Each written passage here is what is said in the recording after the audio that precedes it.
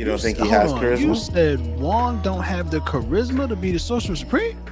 You don't have the charisma that I mean, Strange sure, has. but like he got enough charisma to be the Sorcerer Supreme. He's like, nah. Look, man, we gonna get into it, man. We gonna get into it. Salute, family, peoples. To me, man. Huh? To me, man, that's just like I can't see a white person playing fucking. There's a very different thing between Stephen Strange, who is just some motherfucker from New York, who could have easily been black or Asian or anything. I know, but could have been a woman. I agree, but that choice ain't working. Man, look, listen. What makes sense? Stephen Strange got dusted for 5 years. Who gonna be the Sorcerer Supreme in the meantime? Nobody. Just nobody. We gonna wait for Stephen to come back? 5 years. The dimensions need tending to, and nobody gonna do it. But I'm saying when he comes for back, being gone. That's what I'm saying. Well, for saving the world, you couldn't help that. That's not what you get Sorcerer Supreme for. It's a job you got to show up for every day. You can't just be gone. Okay. Wong was only good because that happened. That's what Steven said. That's what Steven said. You can't trust him. He's salty because he ain't get it. No, that's what said. Stephen Strange said. The story ain't said that. No. Stephen Strange came out his mouth talking about he only got it on a technicality. He said that. You can't trust him. I'm not talking about that. I'm saying before he became this, before he even went there, Wong was already there. Putting in work. Wong wasn't even in line in the. What you mean? He was guarding the most important books in the motherfucker. Yeah, guard. The library is where all the info at. The guard. Yeah, just like the Jedi that protect the library. You don't give a damn about them. You talking about Anakin, Obi-Wan, and Mace Windu. We ain't talking about them people that guard the Jedi temple. Look, man, all I'm saying is he was gone for 5 years. You didn't get shit. You can't listen. If you leave your job for 5 years, you don't just come back and get that promotion. That's not how it works. You're just gonna take the promotion away from somebody else because you I was indisposed. In the real world. Well, that's what in the real world. In the fake world, you can do that. I can't appreciate that. Yeah. I can't appreciate MCU world.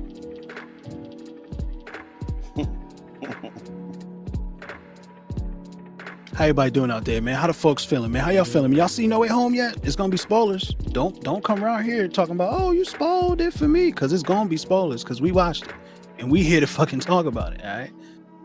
Off the top, Wong is the Sorcerer Supreme, bitch. Yeah. Can we see the people that's talking? Oh nah, I won't. I don't have a way to do that. Well, I might have a way to do that. That we on? Yeah, you live, bro. Are we on now? People can see you talking shit about the Sorcerer Supreme that whole time. Oh, I set you up. I'm trash. Oh yeah, we're spoiling it. I can't tell.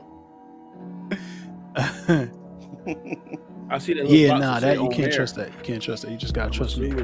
Unfortunately, I don't know if you could pull up the stream on the side or whatever, and then you can see, but that's what it is. Salute to the people, man, who tuned in. I know y'all seen No Way Home by now. If y'all here fucking with me, I know Flash seen it. Flash, what up? David Quintana, I assume you seen it. He said watching the movie, they just killed Agent Coulson again. Wait, what movie they killed Agent Coulson in? Yeah, I don't know. I'm trying to think, but I can't remember. Deshaun, what up? I see you. Mystic Shadows, what up? I appreciate y'all coming through here, spending any amount of time in. My esteemed guests, Anzo, Danny, Comic Chat, Biggerfoot Entertainment, not respectively, because, I'm trash like that. Robin, what up? 7:30. Yeah, we late. It is what it is, though. Roosevelt, what up? Hey, we doing black people time, bro. That's what we do over here. Nah, I don't perpetuate that. I don't perpetuate that stereotype, bro. I be on time most of the time. Hey, I try to be on time too, but we know it's not really right. Sometimes shit happens. I'm gonna attribute that bullshit. That's not our strongest. Our strongest to that time. Again, that's some bullshit. That's some old. Hey, there's some stereotypes that have a little bit of truth to it, brother. I can actually explain where that comes from, actually, like scientifically, or not really scientifically, but what's the word? The study of people. Begin with an A. Yeah, we were slaves. They give us no fucking watch. That's not what that is. That's hilarious. Culturally, but that's not important. That's not what we're here to talk about, man. I don't got to give y'all a fucking lesson on being monochromatic and polychromatic. It's not important. You feel what I'm saying? What is important though is Spider-Man No Way Home. We all seen it, and we all, I assume, have opinions about it. You got opinions about it, Diddy? I do. It was a very good movie. I think it was the best Spider-Man so far out of the three. Oh, yeah, easily. For sure. Yeah, it's not fair. It's not fair. It elevated my how I felt about certain Spider-Man, Tobey Maguire in particular. You didn't like Tobey before. Spoiler warning, folks. Tobey Maguire and Andrew Garfield absolutely show up in this film. Facts. I like Andrew Maguire more so than Tobey. Now, after seeing all three of them, I like all three of them equally. I still get that warm, fuzzy feeling about Spider-Man. Yeah. No, oh man, talk about writing a story. Very cool. They take you on a motherfucking ride in this one, don't they? God damn, God, they take you on a motherfucking ride on this one, bro. Yes. I loved it. I thought it was well done. And like Danny said, even me, Tom and Andrew, well, Tom was okay. Andrew I didn't like, but now I have a better appreciation for both Spider-Mans, and I like them both, you know? What just happened? What the hell? Yeah, that doesn't work like that. I mean, two of me. I'm trying to see how the hell can I on get YouTube. Oh, get the chat, you mean? Yeah, you gotta watch it. Yeah, on YouTube. You would have to do it on YouTube. It wouldn't be from a link. Yeah. Yeah, man. Special guest. Oh man, That is correct. But yo, so like, I guess, I don't know, overall impressions first, you feel what I'm saying, before we dig into the nitty gritty, or I don't know how y'all do this shit. I just get on here and start talking shit. Like, I just... Yeah, we can... Overall impression, well, I'm going to give out a grade. We Easy. both said it's an A. We both said, and correct me if I'm wrong, Anzo, that this is our number 2 movie in the MCU universe. Infinity War is always going to be 1. I haven't seen anything that got placed yet. This bumped my number 2, which was Endgame, down to number 3 now. Let me write that down. I need to ask you about that. We need to dig into what's the difference between Endgame and No Way Home that made it beat it for you. That made it beat Endgame for you. I need to know about that. We can get into that later. Anzo, what's your general? Yeah, I loved it too. And like Danny said, I did put it at my number 2 as well. And I told you that last night, right? I said I just seen it. I have to see it a couple more times, but right at that moment and this moment, it's number 2. I put it even over Captain America Winter Soldier, which was my number 2 now. So I have it over that. So I think this movie's a cheat code. I think it's a cheat code, man. I think that there's no way that this movie doesn't rank as the top MCU movie, definitely the top Spider-Man movie. Like, I just don't think it's possible at this point, especially when you think about the ride that Spider-Man has been on. Like, Tom Holland's Spider-Man, the ride that he's been on through his 3 movies, how they kind of I know a lot of people don't like the first 2 for, various reasons. I think all that shit is dumb, but the themes that they handle in each movie kind of all come together in this one. Facts. And then all the universes come together, and then all the Spidey-Men come together, and then all the villains come together. Like, so it's a lot of shit culminating in this film that is fucking bonkers, bro. It's nuts. What's really smart is, it seems to me that the Disney Plus series kind of helped move this along too. Especially in particular, I go back to Loki, the stuff with the multiverse where we saw in Loki and all that stuff. To me, kind of pushed and gave us a little bit of energy. It kind of whet our appetite a little bit about this. It definitely set us up and for I it. definitely think if you see the second end scene credit, they whet an appetite for Doctor Strange 2. So a whole fucking trailer at the end of that motherfucker. And this guy, I never heard of him before. Yeah, the director, John Watts. Yeah. He should be very proud of himself. I've never heard of him before. I don't know what he did before this, but you should be very proud of himself. I think that John Watts did a great job with all 3 of these movies. All 3 of them, I think he did a great job. Although I can't see a kind of like specific directorial style from him. it feels very much just like the MCU style. So maybe I don't know if that was to his benefit. He was like, oh, the MCU got your own style. Let me just get in here and, get in where I fit in. You feel what I'm saying? And do some special things, because like the way he handles the character relationships is amazing. It's just incredible. But even in like the action sequences and stuff, I didn't see anything like cinematography wise. Exactly. I don't want to talk about Zack Snyder in my free time, but he's really good at like having a attitude or a personality with the way how he shoots shit. And this guy, it was very kind of like standard. I mean, every scene was great. I loved it, but it was very basic. It was like, here's the fucking shit you need to see, no more, no less. You know what I mean?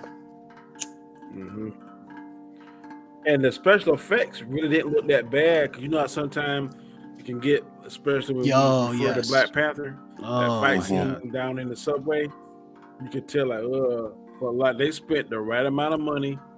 It didn't look that bad to me.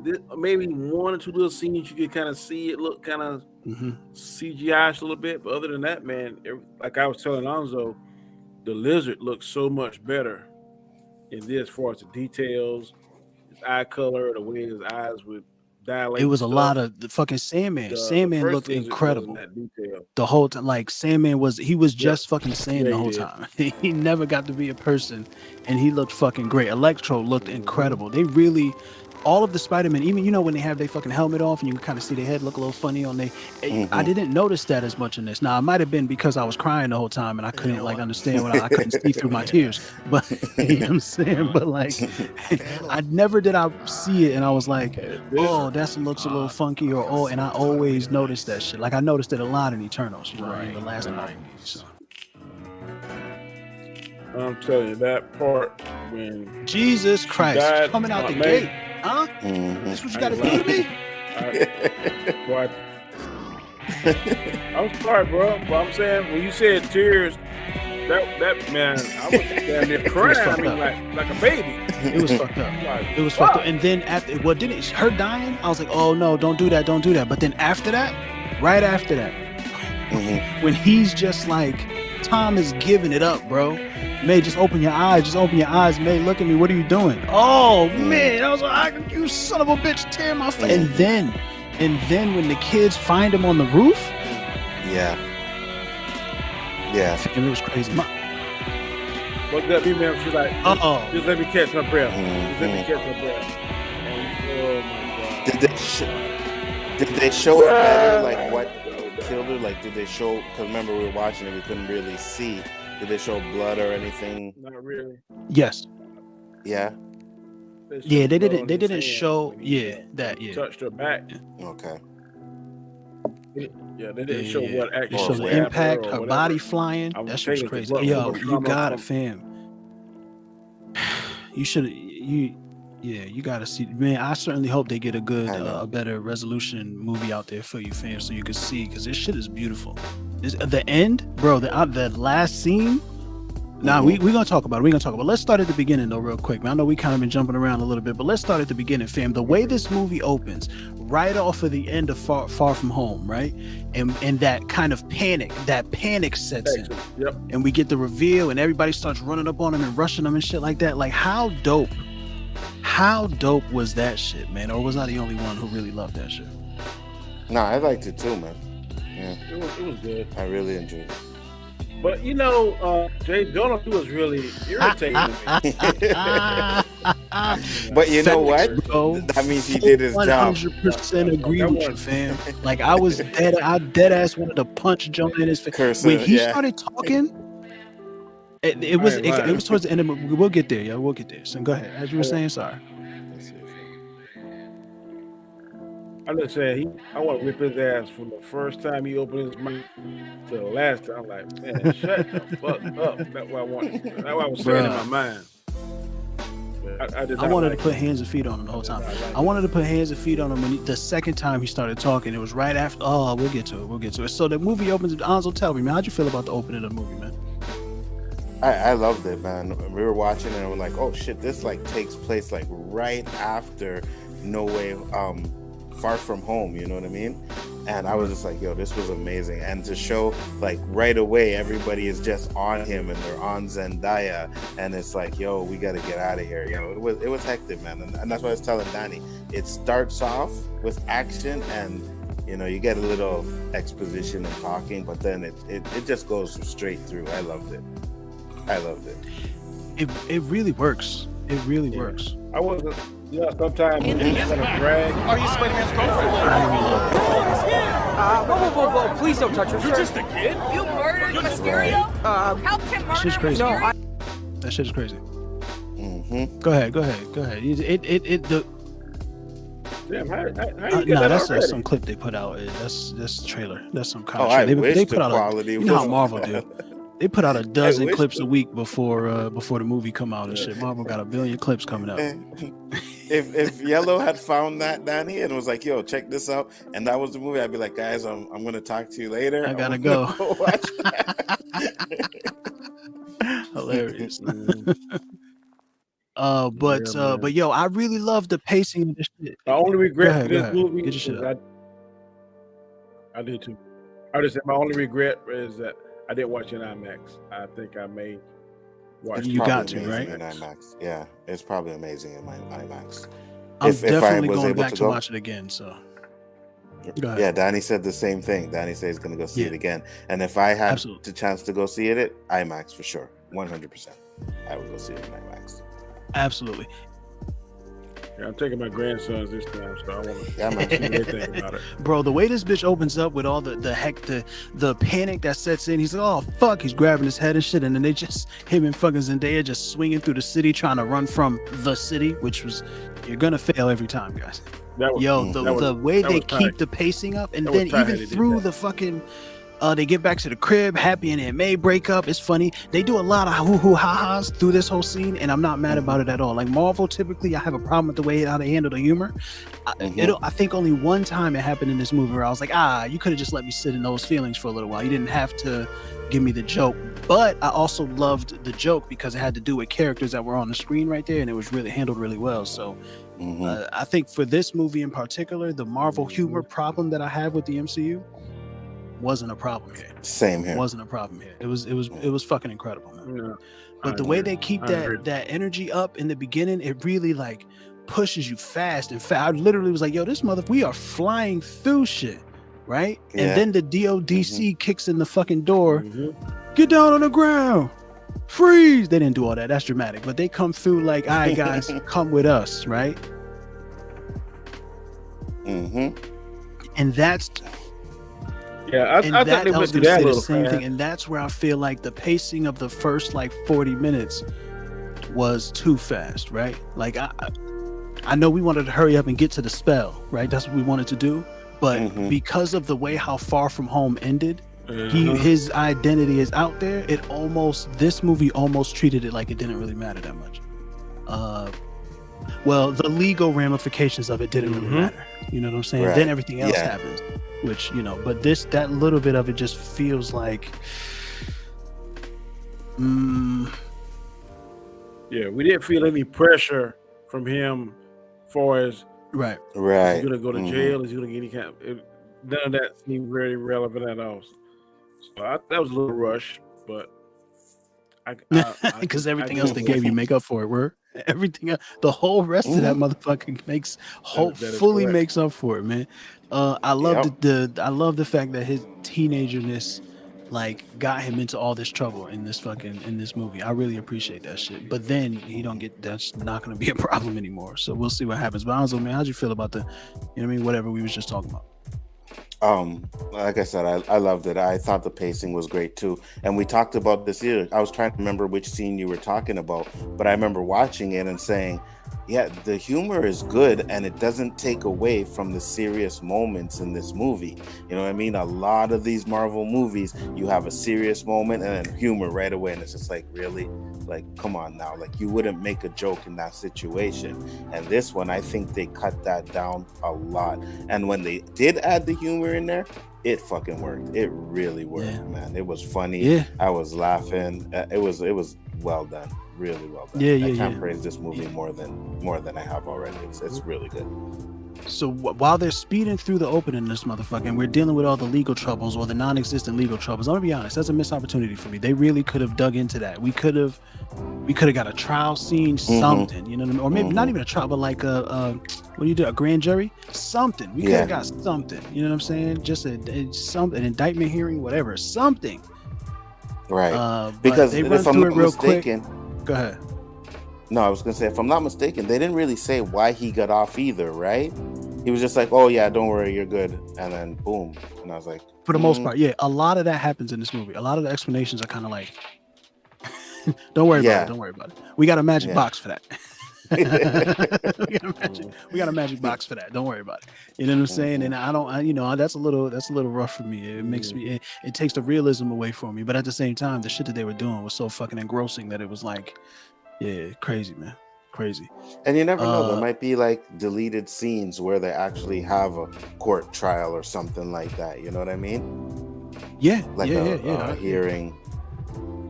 What always sticks to my mind, where the hell is Pepper Potts? Why don't they show the scene where they was taking the stuff from the Stark Tech and stuff? Well, it sounds like, and this is another thing when I say about the legal troubles, but first, who was it that handled Spidey's legal troubles for him? That's a big deal. Right. How did y'all feel about that, though? How about that little scene that they gave my boy? I loved seeing Matt Murdock in there. And that was the one thing that I was even like, when I seen the picture, I was like, I don't know about the Matt Murdock part, right? And then he shows up, it's the same scene that was leaked, and I was like, okay. Shit. Yeah, I was like, okay, yeah. That was perfect. Kevin Feige has made some kind of deal with Netflix. He doesn't have to make a deal. He take them. He don't have to make a deal with them. That was when those series got canceled, Marvel just had to wait 2 years and then they get the rights back. They can do whatever they want with whoever they want. They don't gotta make no deal. They might make a deal to make the series available like on other platforms, maybe, but I don't see why Netflix would do that. You know? Right. But yeah, once they canceled it, they got everything back. They got the rights and everything back. Now Netflix still owns the series that they made. Netflix owns that show, but they can take that shit, do whatever they want. Yeah, they could take the actors, the characters, they could all that. That's all them. The Marvel own that. Hopefully we'll see Luke Cage, and hope we'll see the Defender. Look, Danny dropped his head. Look, you see Danny drop his head at Luke Cage? Yeah, not that Luke Cage. Recast Luke Cage. I'm good. You be hating on Mike Coulter, bro. He was giving it up, man. I do. I don't like him. Yeah. I don't like him. I don't think he's such a great actor. You know what I mean? So. Yeah. What? Like, he's okay, but I watched him in Black and Blue. Was it Black and Blue? Yeah, Black and Blue. He was in that. It was okay. You know what I mean? I know he's in a couple of TV series, and just for me, he just doesn't. I don't vibe with that guy as Luke Cage or anything. I'm just like, nah. Yeah, you bugging. You all the way bugging off that. He was great. The only problem with that show is that like the second half of the first season is trash, and the second season is just too long. They could have shrunk that down to 6 episodes, and I think it would have been great. But like, yeah, you bugging on that. Bushmaster's hell, bro. I like Bushmaster too. I thought he was the best part. Yeah, I thought he was the best part of the second season, and I think the first season falls off after they kill Cottonmouth. That's exactly what happens. That's exactly what happens. After they kill Cottonmouth, it just goes downhill from me. But so the villain was trash. Negro, I am your brother. Shut up. Shut up. Shut your ass up. Yeah, Matt Murdock showing up was great though. What was your the movies they showed before you, the trailers? Before I saw No Way Home, what was my opinion of the trailers? What trailers did they show? Yeah. No. What would you? What trailers did they show before the movie? Oh shit. Okay. Yeah. I was getting mad because they put way too many fucking trailers in there. There was a Michelle Yeoh trailer that I'm super hype about. I don't know if you've seen the same thing, but I don't know what it was. Michelle Yeoh, the lady from Crouching Tiger, Hidden Dragon, she's beating up people across the multiverse or some shit, jumping in and out of her own body or taking her memory. I don't know what it is. That shit was super interesting. But they showed, they showed Morbius. I didn't see that. We came kind of late, and the only one we saw was Morbius. And man, Morbius, it does look good. It does look good. Like the story looked trash to me. I feel like in a lot of the stuff that they're doing. I've seen done in other movies better. I feel like they have a moment in the trailer where he's lunging like Logan. Don't do that. No one can lunge anymore. I'm sorry, Wolverine ruined it for you. You can't lunge at somebody anymore. I'm sorry. Get over it. He has fucking Christopher Nolan's bats in the movie. You feel what I'm saying? They make a special guest appearance. He does the Nightcrawler from X2 shit where he's jumping around the fucking wall with the purple smoke and shit. So it's like there's a lot of things that they're doing in this movie that they seem to be taking from other movies. However, and I don't like the movement effect, the smoke that they have coming off of him every time he moves. I don't like it. I feel like it's too much. Make it thinner. I don't know why it's so thick. You know what I mean? I get, they're trying to highlight that he's moving in weird ways. That's fine. I get it, but I just don't like the way it looks. But they put out the clip like a week ago of him beating up a whole room of motherfuckers. And then that with the images that I saw on that big ass screen today, yeah, I'm a little bit more excited about Morbius. Yeah, when they showed his face, man, with his fangs, and he was fully transformed. Yeah, he looked good. That shit looked real. He looked good. So, but yeah, they did a lot of shit, man. But so when we get to the house, we get to Charlie Cox giving them the legal advice. He mentions to Happy that there's missing Stark tech, and the feds is coming after you about that. You should get yourself a lawyer. Happy's sweating bullets. You're like, fam, there's some missing Stark tech, and I think that missing tech is exactly what you were asking about, Danny. The shit that's like kind of laying around. I think Happy took that shit, or maybe it was because it looked like the joint that Peter used to make his suit in the plane. So maybe that's what it was.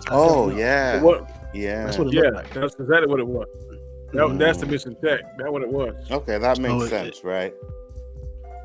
But how the hell, as secretive as Tony Stark was, how the fuck they gonna know what's missing and what's not? Well, Tony did. That don't even make sense. And Tony, and I don't know how. Go ahead. I'm saying as secretive as he was, how they even know about those eyeglasses? You see when they were collecting the evidence, they took a picture of the glasses that he gave to Peter. Well, I assume they knew about that because of Mysterio.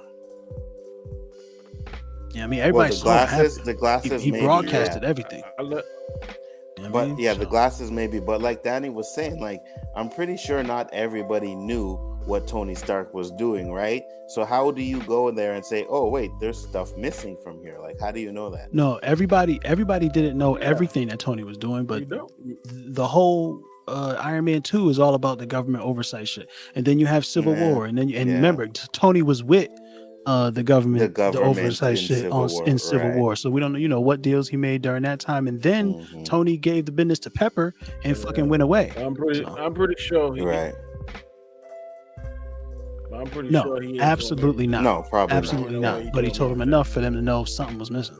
Something's missing. Yeah, I get it. They didn't say they didn't know everything that he had, but they knew something that they knew about is now gone. Was missing. Yeah. And then it makes sense because he was with the government for a long time in Civil War, right? And they probably keeping track of all the stuff he was doing, and so that kind of makes sense. It could be, but that is an example of one of the problems that I do have with this film is they kind of just say, nah, don't worry about it. Here's a reason, don't worry about it. They do that a lot throughout this movie, and it's a little bit like, all right.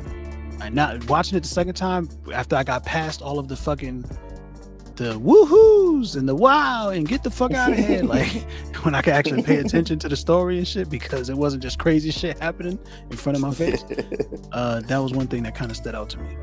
So I swear that shit must have looked so good in the theater, man. It's beautiful. You know what I mean? It's beautiful. All that dark shit, shit that you were struggling with and I was struggling with you. It's not, bro. There's a whole lot of shit in there that you're missing. You gotta do it. I agree. Yeah, I feel get shot up, bro. Even if I did, I would have to wait a month to get the second one, so I still wouldn't be able to go. You know what I mean? So it's a little bit too late, but yeah, this movie definitely deserved. It definitely deserved it. Definitely deserved my money. Yo, but yep, I must agree with you. But that shit was happening twice that whole time. Sorry, guys. It's okay. But anyway, the fuck was I just saying? Oh yeah, so we get out Charlie Cox. They hand wave the legal troubles. That's gone. They don't get into MIT. How do you feel about the stakes of a high schooler being real upset that he doesn't get to go to college, the college that he wants to, and his friends don't get to go to college either? Well, Yeah, that was right, and I liked it because there's stakes in this movie. Like there's legitimate stakes, and you could see that Peter was selfless. You know what I mean? He wasn't thinking about himself. All he cared about was that his friends got into MIT. I loved it. So good, bro. I loved it. It was so Spider-Man. It was so Spider-Man. Yeah, because he was obviously upset. He was like, "Damn, I don't get to what is this bullshit? That's some trap. Wait, y'all neither? What the fuck? That's crazy." And then he had to do something about it, right? Yeah. Oh man, and then he fucking goes, and for some reason he sees an ugly ass bobblehead and immediately thinks of Doctor Strange. That was funny. That was funny. Yeah, but you know, as selfless as they make him sound stupid too. Because why did Doctor Strange get to point out to him? You didn't even try and see if you could persuade the people to let your friends in or let you in. I mean, yeah. He could do math, but like that's a life lesson thing. So you need experience to learn something like that. Yeah, maybe if you never had to call customer service, you don't know that you could just talk to somebody and get something fixed. You know what I mean? And Aunt May seemed to take care of everything for him. That is crazy. She washed his suit. Yeah. He was like, "Damn, thanks for washing my suit." Like it's a kid thing, man. I'm glad you said that about that suit. I think they put a 3D suit or something in the movie, because you remember after he get done fighting Electro, and he was talking to he was talking on the phone. No, he's talking to Aunt May, and it had like wires and stuff on the suit. The black mystical suit. Yeah, that was had like wires on it. And then the next time we saw him, that was his suit. He was in the red suit. That was his suit inside out, because he was trying to wash it in the fucking basement. He was trying to wash it in Doctor Strange's crib, and then he saw that it was inside out. He's like, "Oh shit, that could work." Some more teenage shit. That's what I like this film. He's a fucking kid. He's a dumbass kid, bro. He's a genius. I didn't see that. Yep. So that was exactly. The circuitry. That was the circuitry in this. Okay. I was thinking that was some kind of mystical suit that Doctor Strange made for him, but that was the suit it was crazy, bro. out. It was crazy because, and I definitely didn't catch that when I was watching it. You know what I'm saying? I definitely didn't catch that, but I didn't either. I'm like, what? Yeah, there's shit coming off of it and hanging out. Got the gold plating and shit on. I'm like, oh, that should look alright, but then that should look janky as fuck. So that suit that they showed, that's not a Doctor Strange suit. That's his suit inside out. Yeah, bro. Yeah. I'm not comfortable watching this with you no more. I'm not comfortable talking about this with you no more because you ain't really see the movie, man. Damn. I'm spoiling it for you now. Damn. Hey, you just said that you didn't catch it the first time either, so facts. You didn't catch it. I ain't catch facts. it. You know what I mean? Big, gigantic fact. I damn sure didn't catch it. I'm like, what? At nighttime, the suit looked fire. But in the daytime, when he ran into the feast or whatever. Yeah. But yeah, I can't be trying to keep track of where the fuck I am in the movie, man. So he goes to Doctor Strange. He's like, "Yo, spell." They have their cute little "call me Steven." Nah, that's weird. Don't do that. That's weird. And then he fucks up the goddamn spell, which is great. It's so good. Now see, I thought that was up the spell. Okay, you a sorcerer. You should be able to look. Stop. Tell me exactly what you want. But he kept adding another ring, and then. Well, maybe because once he started the spell, he had to finish it. You know what I mean? Because when he didn't finish it, this is what happened. So that's why he kept adding the different rings. He couldn't just stop it and say like, "Okay, no, let me know what you want now," and then start it over. No, he had to keep doing it over and over again. So Yellow, what do you think about this? Me and Ozzo brought up on my stream. That little container that he kept the spell in looked a lot like the What If thing that Killmonger and Ultron. The evil Doctor. Yeah, Ultron. The little crystal ball. Yeah, definitely. It looked exactly like that. Exactly like that. And so but I don't think Killmonger in live action in that is gonna. I don't know how they not play that story. They not. I don't think they revisited. Yeah, we were just saying. Yeah, I don't want to see that. I'm just saying. Well, the reason why Danny says that is because we were assuming, and we are assuming that the evil Doctor Strange is the one that's in the trailer, right? Right. So The they trailer tie at it the end of in, this movie, the right? post credits. Yeah, yeah. Okay, I'm done. Yo, yeah, I don't.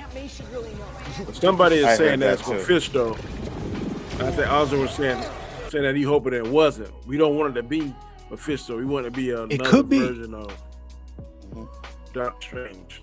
It could be, But but I I don't think. I think it'd be more if it's interesting. the evil Doctor Strange, right? Yeah, me I think too. it'd be more.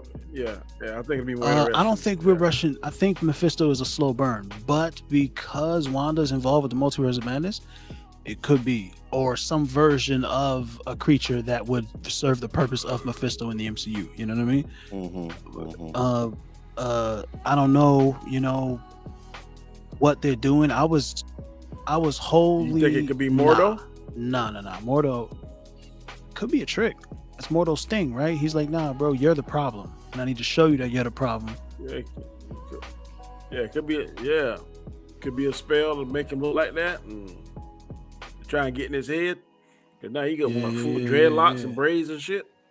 It could be, but I don't think so, man. I don't know. Yellow, did the braids look any different in the theater? No, they still look trash. Yeah, the wig, he still got the Samuel L. Jackson fucking wig, bro. I don't know why they did that to my man. His hairline look plastered on. It don't even, they look crazy, bro. He still look great, but the hair look crazy, man. I don't like it. You are the problem.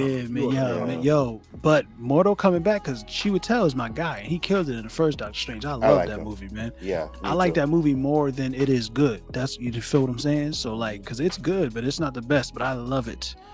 Yeah. And he's great, and I can't wait to see him come back and bust some ass. But it looks like I like it until he fights Dormammu. Yeah, that's just too fake to me. When he was still. Sorry, Danny, go ahead. No, you first. Finish up. I'm sorry. Go ahead. Sweet, y'all sweet as shit. No, I was just saying that to me that makes me like. It was look kind of cheesy. Yeah, because it's crazy because they spend so much time giving us such beautiful visuals throughout the movie, and then we go basically full CGI for that fight. You know what I mean? And it's a little bit of it's a hard switch. You're like, damn, and I'm looking at this kind of, but I love that scene. Because Dormammu was just sitting there getting pissed the whole time, and I love this shit. Dormammu, I've come to bargain. Oh, the scene was fire. The scene was fire. Yeah, the scene was fire, but and it goes on to the long lines of these movies having that, like Shang-Chi with the dragon at the end. You know what I mean? Like this with the Dormammu. I love that, man. That's Dragon Ball Z, boy. I hate it. If you like Dragon Ball Z, it's not the same have thing, to love bro. it, man, because that's Snake Way. Snake Way. He was riding his sister was riding Snake Way, fighting a fucking. What was that monster? What was that shit? Yeah, that's the same thing. When he did that was the Kamehameha way. It was more like a Hadouken. That shit. It was more like a Hadouken. That's what I thought too, like from Street Fighter. Hadouken. But yeah, I didn't like it. I didn't like that. I did like that he threw the shit, did his mom move, and then did his pops move. I appreciated that. You know what I mean? Like that part of that movie. But I don't know, man. Yeah, I think the dragon scene. There's a stream that's saying that. There was a stream that's saying that 10 rings are representing the Eternals. I did not. I didn't see that, and I don't think that that's the case. When I watched it, I heard that too, though, Danny. I heard that too. Yeah, it's in the 10 rings or something to do with the Eternals because they how far they go so back like the powers the same. They come from the same kind of place. That's probably true. Yeah, definitely. Yeah, that's probably true because it's kind of the same color too, right? When Shang-Chi gets it, I think that's where there was kind of the conflict because when the father has it, it's blue, but then when Shang-Chi gets it, it's like the same colors as the It's blue and it got the lightning coming off of it. That shit is great. Yeah. I love the way they did that shit in that movie, man. Because when he had it, it was all messy and angry, and then when Shang-Chi got it, it was more calm but still powerful. Yeah, I appreciated that. And I at first I was like, man, these bracelets, man, dang, but and fire how he and it makes it so it made sense instead of having 10 actual rings. You know what I mean? Because how you getting the 10 rings off of someone's fingers? You know what I mean? Right. Like if you're just pulling them off, right? Yeah, so yeah, they yeah. put the bracelets and made it a lot easier for them to get the rings away from So him. before we And I get like back to that. Spider-Man, I do want to ask about the 10 rings. What do you think? And I think that they could. A lot of people were mad that, I know I'm doing a whole lot of fucking preamble. A lot of people were mad that the 10 rings didn't have their 10 different like powers and shit that they have in the comics, right? A lot of people were like, oh, if you're gonna do it right. It's like, all right, guys, we just did Infinity Stones for 11 years. Relax, right? But do you think they should incorporate some of that? Because I think that they can, because Shang-Chi obviously doesn't know how to use the powers, and Wenwu only used the 10 rings for a specific kind of thing. He was very hostile. It could be the case where as Shang-Chi learns to use them, he does unlock some different abilities that are, particular to each ring. Do you think they should do that, or should they just leave it like kind of ambiguous and shit? Yeah. I would leave like it is.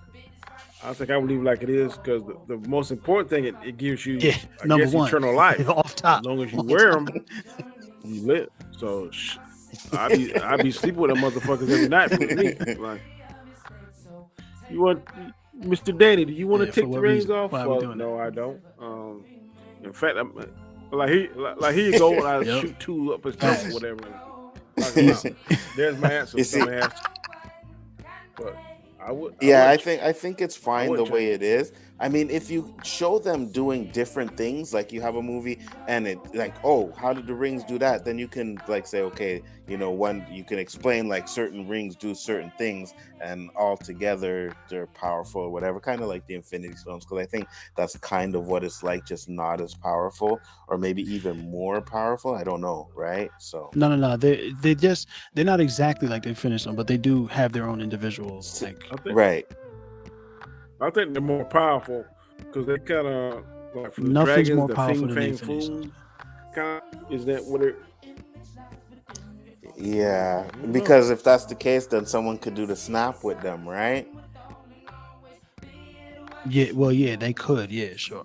If they had all 10, right? I mean, just because you could be of equal power and have different things. True. You don't have to necessarily. Yeah. All those rings can be destroyed. Yeah. Probably. And I've always been a firm believer that if Odin was alive, he would be Thanos' match. It didn't. Thanos did all this shit once Odin died.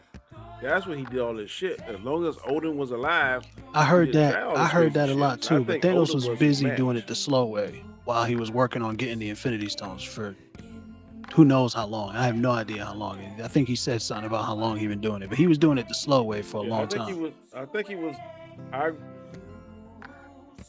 When you kind of work in the dark, but then once you see something that can stop you, gets removed. Yeah. Then okay, you doggone. You speed up your plan. I feel you, and I've heard that a lot, and there's some merit to it, but I don't think so. I don't think Thanos was worried about Odin at all. Especially by the way how he was handling Thor. He was giving Thor the business. Yeah, because Thor just got that power. He hadn't know how to use it yet. Odin's stronger than Thor, right? Obviously. No, that's not obvious. I don't think so. Nah. Well, maybe not in the MCU. Yes, the father, Odin. Yes, the man who is the reason why they call him Odin's son. Yes, I get it. That guy. I don't think so. Yeah, he definitely stronger than Thor was. Like when he was both. alive. In the movie, they showed how Thor, because you see how before when he went over there to the Frost Giant's place, he could control the Bifrost. Yeah. Thor didn't have that power and stuff until he got that's true. Stormbreaker. Yeah.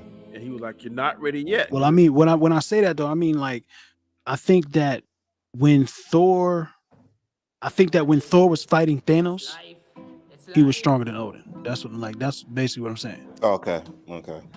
Possibly because he did get that power. He did get that power from Ragnarok, right? He learned how to use that lightning power, and because when Odin's like, he had to talk with Pops. Pops was like, hammer, bitch, lightning. Yeah. What is this hammer shit? Odin said you already had it. The hammer, right. And he learned to tap into it. Kind of like you watched the last He-Man Sword. See when he changed, he did a shit without the sword. That Turn was into the Hulk. fucking an Incredible Hulk He-Man. See, the only thing though, now that you've mentioned that, right? Remember in Thor Ragnarok when he learns can use the power, he's fighting Hulk, his eyes light up. How come none of that shit happened when he was fighting Thanos? He didn't have time. Oh, you mean wait, the first time or the second time? The first time. The second time. The second time he didn't do that? No. Yeah. No. Yeah, but if you got two hammers, he was trying to chop him up. He had Moonir and Stormbreaker. I don't know. Shit. I don't know. That's another problem that the MCU has, though, right? Different people making different movies and shit. The fucking characters, their power levels, they change, and it adjusts and all that. So they figuring it out, I guess. But back to Spider-Man, man. All right, we ran off, talked about everything. Where was we at? Oh yeah, they do the spell, right? Mm-hmm. Spell goes horribly wrong. That scene where the fucking world tears apart and you see the multiverse, like the multiverse / quantum verse purple shit going on. Mm-hmm. Oh man, love that shit. And then Strange fucking pulls all that shit back in, puts it in a little bing bing and snow globe or whatever. Loved it. That shit was beautiful. Me too. That shit was beautiful, son. Yep. And that's why I said, and the reason why I really like that scene too is because it looks like it's the same kind of thing that they put Killmonger and Ultron in, you know what I mean, at the end of the What Ifs. So I'm like, they may not tie it in, but at least they're using some of the same powers. Like we never seen that until the What If, and now we get to see it, do it in real life. I loved it. Yeah, I loved it. It's that connective tissue, man. That Marvel is famous. Yeah, man, they're the most successful to do it. Yep. Even it's messy sometimes. Even when it's messy sometimes, they still have done it, and they've done it, and it's fucking great. You know what I mean? That is correct. And they know. Yeah, go ahead. I said this on my show, and I want to say it here. People that don't like Eternal, 2 or 3 movies from now, man, Eternals is gonna make more sense. Like it'll be easier to understand what the Eternals was. I don't know if that's. Yeah, it'd be like, oh, so. It'd be like, so that's what that meant. Because what was it? WandaVision and Ultron. Some TV show you saw, I can't think. I think it was Loki. WandaVision. That's right. WandaVision made Age of Ultron. Like, okay, all right. So Feige he's a master at using the shit better that you or did. making you appreciate. Yeah, it's true. An earlier project, especially when you like talk about Ultron, but. The thing that Ultron has that I think Eternals doesn't have is we like those characters. We already know that we fuck with the characters by the time we get to Ultron. You know what I mean? So then the new characters they introduced, they did a good job with Quicksilver and Scarlet Witch. That wasn't the name, Wanda and fucking Pietro, right? They do a good job introducing them and all that. And then we have Ultron, who I know a lot of people don't like Ultron for whatever reason. I enjoyed that dude talking shit like Tony Stark the whole movie. I thought it was hilarious, man. I thought it was great. You feel what I'm saying? He fucked up. Incredible. Excellent actor, incredible. Been for a long time. I fuck with Blacklist. Y'all look at the Blacklist. Yeah. Red giving it up there. Oh yeah. Red. Yeah. What's his name on that? Red. Man, Red ain't no joke. I might know a guy. And on you put Alan Shore on on Boston Legal.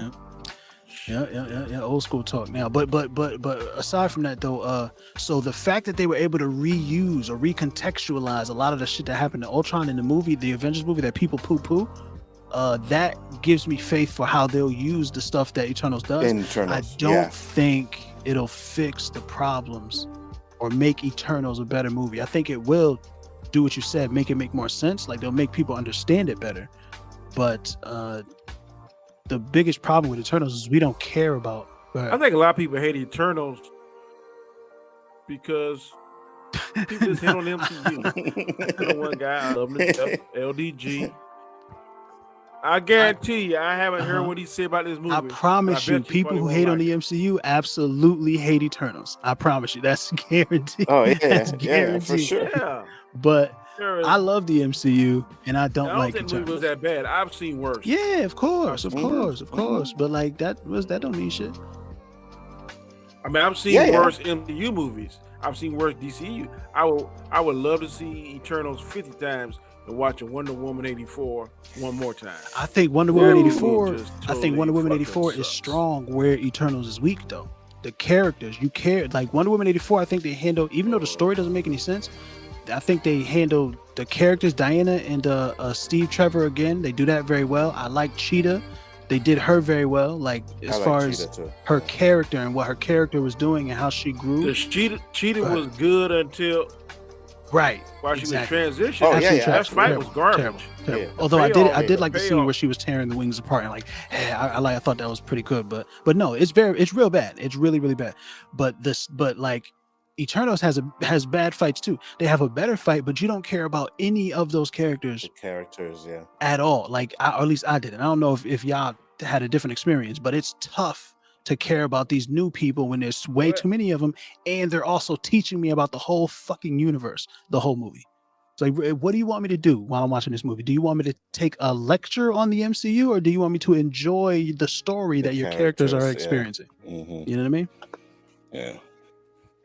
Well, admit it. Well, I started liking Icarus, and at the end, based on what he done, it made me did not like. I hate him. I didn't care for. I can't think of the black guy. Didn't care. Character name on there. At first, he was the one that got the most but then I ended up liking him at the end. He was the one who we got to see why he was so attached to doing people, what he was doing. We get it, and you'd still, even though they showed us, we don't care. Yeah.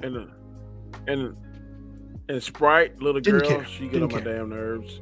So just. And then the guy that could control people's minds, I really like the stand that he took, and then how he came back into the fold, and then was really instrumental in stopping Icarus. I like Icarus. To me now, I like the way they portrayed Icarus, because in some ways he was better than the Superman. Yeah, we do. Some people say I don't. And the girl was definitely. She was definitely better than the Flash. I appreciate them making a speedster speedy. That's a big deal, right? Because every speedster they slow down. They didn't do that with her. They showed her. We do close-up shots of her, and you just see the background changing way too fast, right? Like that's not that's not a slowdown, right? But it still gets you across the message that just fast as fuck. She's incredibly fast. Right, but then when she's beating up Icarus, it's just zoom, crack, zoom, crack, zoom, crack, zoom, crack, right? And that's dope. That's really cool. And I really liked her when her and Drew were flirting with each other. I thought that was like, it just was really good. It worked. I believed that relationship was real. You know what I mean? We could have done more of that instead of what they were giving us the whole movie. Yeah, and there's cool parts. I love when Gilgamesh smacked he smacked the dragon, the deviant. Yeah, that was cool. The dragon, whatever it was, I don't know what it was. He smacked the shit out of it. I like how he was protective of Jolie's character. Angelina Jolie character when she got mad weary. Yeah, she got mad weary. Yeah, to me, it has some good stuff in there. I still think it's. It has some good stuff in there. I didn't Iron Man 3. I didn't hate it. It's definitely not in my bottom 5. It's not in my bottom 5. I gotta watch it again. Before that would be Iron Man 3. Iron Man 3, definitely Thor 2. Guardians of the Galaxy 2. That shit sucks. Ant-Man and Wasp. I like Walter Goggins in Ant-Man and the Wasp. I like Lawrence Fishburne in Ant-Man and the Wasp. I like everybody else except really Ant-Man and the Wasp. Well, Ant-Man's still funny. Ant-Man's gonna be funny. Paul Rudd is gonna be funny. He's gonna be, like comedic to watch do shit. I like Evangeline Lilly. I like how she looks. The story's trash. The story's absolute garbage, and I don't rewatch that movie because of it. Yeah. 100% agree. But I really liked Ghost. I think Ghost is interesting. I think they should bring her back. They can. She's alive. I think Ghost was good too. Yeah. And her powers were super dope. That's a very, very interesting power. It's the Matrix. It's the twins from the Matrix, but it's like the way they did it was real cool. And I would like to see that again in a better movie. Yeah, I agree. I won't argue with that. But then Peter Parker goes to try to get his fucking kids back, his friends back into college or whatever, or to get accepted by the college because we're supposed to be talking about Spider-Man, right? And he goes to find. He calls up Flash. First of all, fuck Flash. I want to punch Flash dead in his face. I hate that little nigga. I don't like anything about him. I can't stand him. He fucking dyed his hair. I hate him more. He was not. Nah, at all. Not really. Nah, he could have Googled MIT admissions officer. You know, right. And they could have done the same thing. They had 2 magic boxes in this movie. One of those magic boxes could have got him the information that they needed. You know what I mean? But don't worry, kids. We'll get to the magic boxes because they're out of control. This motherfucker was like, "Here, look at this magic box. It can make exactly what we need. This shit makes matter." What? It does. It does what? Oh man, Tony Stark, boy. You know. Goddamn, Tony. That damn portable computer shit. I've never seen nothing like that before. That was mighty convenient. The thing he used to that's what I'm talking about. That's the magic box, the wishing box. It's the box. Right. It's not magic, but it does magical things. Like, then you got the other magic box that's holding on to the magic. You know what I mean? Like, and you have another magic box that's just doing magical fucking cures. There's quick change of the subject. Is that Mr. Erykah Badu you play? No. But it's in that vein though. It's some lo-fi type, neo soul. I can't play. If I play Erykah Badu, they're gonna take me off. They're gonna be like, nah, get out of here. The Sonic is cooling just now. Like, damn, it sound pretty good. You're using OBS though, right? You're using this program connected with OBS too, right? Yeah. Yeah, it's fire. I like how you have the music in the background. That's cool. Yeah. Nah, I appreciate it, man. I needed to have something. I can't just be sitting here with the sound and shit. You know what I'm saying? I just can't play a bunch of music I don't know. I feel you, Danny. I'm with you on that one. I mean, I don't know none of this shit. It's just some fucking, you know what I mean? Shit, some free music. I know. I'm saying, because you won't get, because you won't get strike. I'm saying. Yeah. As long as it sound good, I'm good. As long as that motherfucker don't, Oh shit. So where were we at now?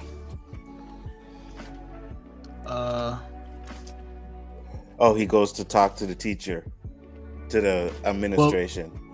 Right, he goes to when he gets to the school, bro. And fucking, we gotta go back real quick. When he goes to school, Hannibal Buress, the Mysterio. I believe Mysterio. Oh yeah. You know what you did. Yeah. You know what you did. Yo, that was crazy. That was funny. I tell you, man. Oh, I love Jason. We know you could do that. Yeah. They had a little showcase with all Spiderman stuff in there. Look, yeah. I said these kids put it together. Right. You lying? You did that. Hilarious, bro. Yeah, where's my man's at? Hold on, my man's is supposed to be joining, and I do not see him right now, and I'm confused about it. They used it just enough of that. Like 3 or 4 minutes, that was just enough. They didn't play that scene too long and stuff. They didn't try to make JB smooth. They gave him just enough time to say 1 or 2 jokes, man.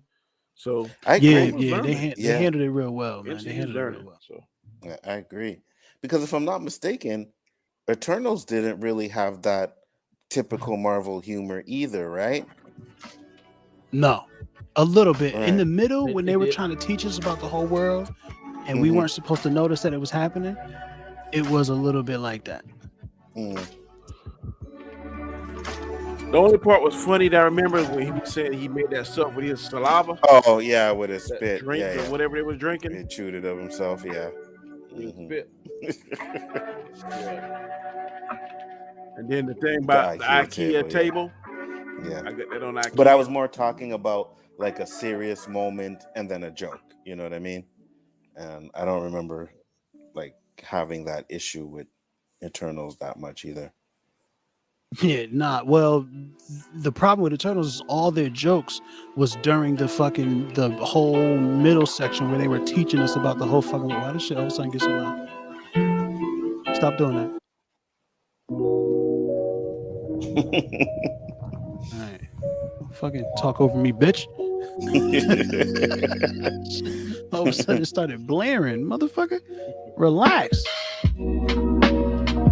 This shit here too loud too. All right, we're gonna have to. Oh shit, John Spartan. Hey, what's up, man? Hello. Nerd Reactor in the building, man. Nerd Reactor, Danny, Anzo. You can figure out which one's which.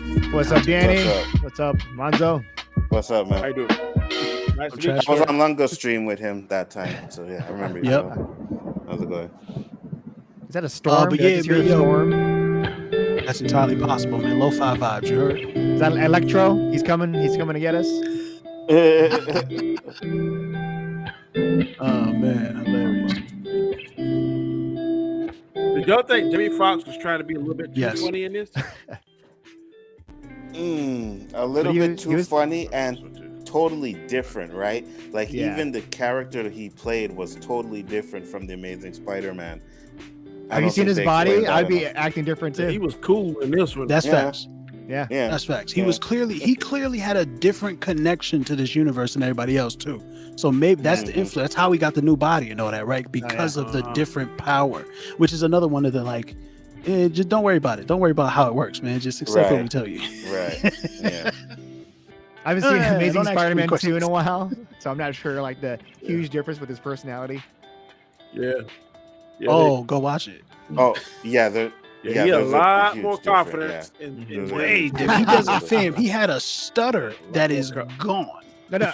Wait. Even the new version, like in part 2, where he's got the blue. They even. Oh, well, no. He didn't really have a stutter when he turns blue.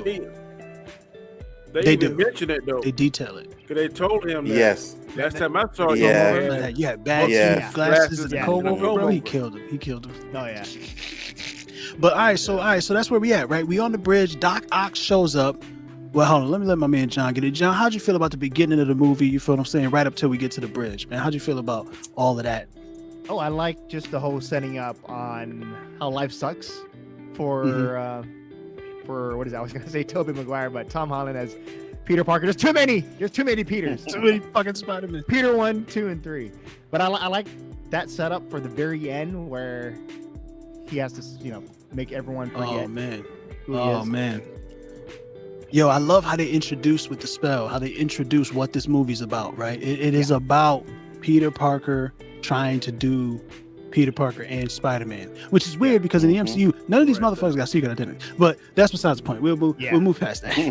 All these motherfuckers, we just saw in Hawkeye, all their first and last name, their grandparents' name, their lineage, you feel what I'm saying? Like it's all plastered on the plaques all over every building in fucking New York. Like there's none of these motherfuckers are secret. Hello, Echo, it's me. I got a question too, Yella. How is it when he's in? He would knock out his body. You didn't see it? Form. That's my favorite part of the fucking movie, bro. Oh, yeah. Listen. Did you see it? Did you look at Peter while he was like, "Oh man, this is the coolest shit in the world"? Did you see what was happening on his head? No. You saw the Spidey senses, bro. Oh, really? Right out of the fucking comic books, you can see the Spidey senses, bro. And then his arms like, whoop, whoop. Now they relax. Keep away. Keep away. Oh, really? Keep away. Like, how are you doing so this? fucking dope, bro. That's such a Spider-Man thing. I saw something. Yeah, because it's like it looks like when it's hot. You feel what I'm saying? Like it looks like it's wavy and shit, but you can see the lines. They are distinct lines. Yeah. So don't worry. When you go watch it in IMAX, you'll see it this time, fam. That shit was like so. They literally because the whole time the Peter tingle. We got the Peter tingle. Oh, is you tingling? Are you tingling? Is your tingle tingling? Mm-hmm. I love the Peter tingle. I think it's hilarious when this nigga pushed Dr. Strange pushed him out of his body. He said, "Oh shit, I'm dead." You're not dead. You're not dead. I'm not dead. I'm going back to my body. I'm going back. And then he swam. He swam back like nothing. He swam back and got this feels amazing. The fucking Peter tingle, bro. That shit is different, man. It's magic, son. Again, that's some that's some fucking. Don't think about it too hard, guys. Don't worry about it, man. It's not that big deal. This is spider powers. Somehow, like it can do all this. But stuff. But I love seeing it, man. I love you can see the little waves, man, and that shit was great, bro. That shit was incredible. The fucking Spidey senses, man. We didn't get there yet though. So the beginning of the movie. How'd you like the pacing, man? How'd you like the pacing of like us, like from the beginning up until we get to the bridge scene? How'd you feel about that? I like the pacing. You have to. It was fast as fuck. Yeah, it's fast. There's a lot of stuff, but they're able to just make it entertaining, going from one thing to the next, but still have enough lines to make people like, oh yeah, I remember this. I remember the don't fall into a vet. Stuff like that. Yeah. So much impact on these lines. It was good, man. It was real good, man. But then, so we get to the bridge. You feel what I'm saying? And fucking Pete's out there trying to get his friends into college, and things don't go that well. No. Things don't go that well. He gets his friends into college, but the fucking earth starts to change. The bridge starts breaking. Motherfuckers start running. His Peter Tingle's going crazy, and he jumps on the fucking roof. And then these motherfucking metal arms come crashing through the fucking ceiling and shit, bro. Through the road and shit. How's your crowd? I had a minimal crowd. I didn't have a whole lot of people in there, so they weren't super hooting, hollering. But they popped a few times throughout the movie. They popped a few times.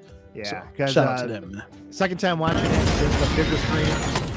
Yeah, and a lot of like ohs and cheers, and you can't even hear like the rest of the dialogue. That's how like that's you get like guys it wasn't like standing. that. Yeah.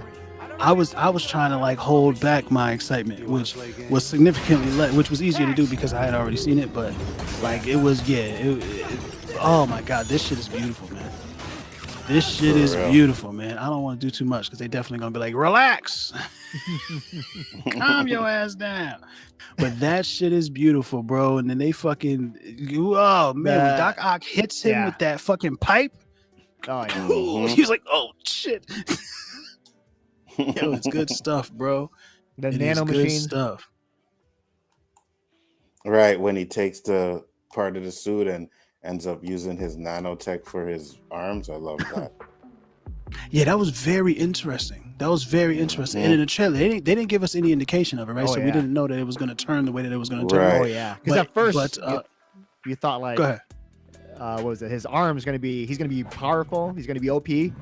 Right. And then later on, some kind of improvement. starts moving his arms. Right. Oh, I gotcha. That bitch, that motherfucker said pairing.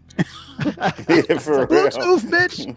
Bluetooth. He said new device detected. What? For real. Like, hilarious, bro. Stark Tech. And when did Doc Ock Tech cut? When could it just assimilate other stuff? I mean, well, aside from him, it assimilated Otto Octavius pretty quick, and that doesn't make any sense. So, there you go. I just love some more of this. Yeah, don't think about it too much, man. Don't think about it too much. That's one of my problems with this film. Throughout the film, no, he like listen to me. Listen to me now. Yeah, he was real upset about that. What? Yo, hilarious. Then he sort of look, I got this arm situation under control, bro. Stop trying to hit me, bro. He locked him up. As soon as Peter got within range, Otto said, "I don't need no goddamn metal arm." Yeah. He tried to duff me out, bro. He just, yeah, that shit was crazy, bro. Try to bite Tiger his ass. He did, man. Fuck this metal, this octopus shit, bro. He swung on him crazy. I was hyped. That shit was great, man. Oh man, so overall that scene was incredible. Anybody want, get into it, man? Somebody say something about it. I can't be the only time. But did you not see the setup with him and saving that black woman and she trying to help him? She was trying to help him? I saw that a mile away. What did she do? The lady in the car. And she agreed to, with the MIT. Of course. No, as soon as he was on the bridge, obviously we had known that Doc Ock seen him on the bridge. I was like, oh, so that's who this lady is. Right? I was like, why they keep showing her in the motherfucking trailer? Yeah. Like face. I'm like, who is this lady? Yeah. And of course, Peter, coming to me. Yeah. Of course he's gonna save her. And it was like she's all like, Peter, you're a hero. It's a bitch. Thanos? Yeah. Yeah. All that stuff I did, you didn't see? Right. No. Right. Marvel, MCU got this reoccurring theme that not all it goes unappreciated because first, Falcon couldn't get a damn loan.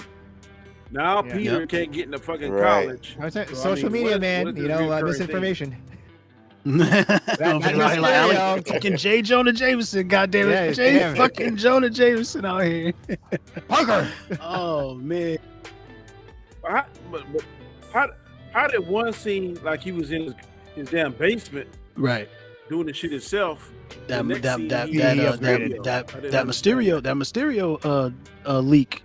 You know what I'm saying? The overnight Yeah. success. You know how like Oh, yeah. not obviously overnight success. He Vi- had been viral. working for a while, but he went viral off that Mysterio Yeah. thing. The whole world was like, Spider-Man is a hero, Spider-Man is a villain, and he's the guy at the head of it. You feel what I'm saying? So that's you know he got his upgrade, man. It's beautiful. It looked great. It wasn't that. I'd like to have a news desk like that one day.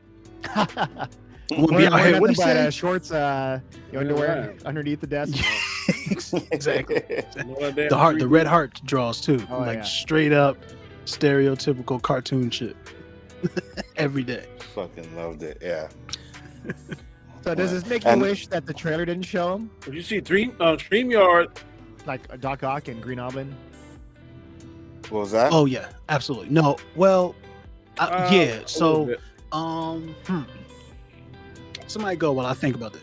Yeah, please. I don't mind it so much, even though I knew the other two Spider-Men were gonna be in there. Yeah. I'm glad they didn't show Yeah. us that at all, because it was the way they came in was still like yes, it was kind of. I keep seeing you do the same Oh thing. yeah, It was you're kinda expecting Luke it, but Skywalker like when it shit. happens, you're still excited. Walking out like, Right. I think Marvel has a hard time keeping these damn secrets, because just imagine if like we had no idea whatsoever that these two were gonna be in it. You know what I mean? If they didn't have the leaks or anything, and then you go and watch it and they pop that'd up, be even better. those people I blame that don't Sony. know Better. that they were gonna come in was amazing. Like I they blame must have been Sony. amazing. You blame Sony? I don't blame Marvel at all. I blame Sony. Really?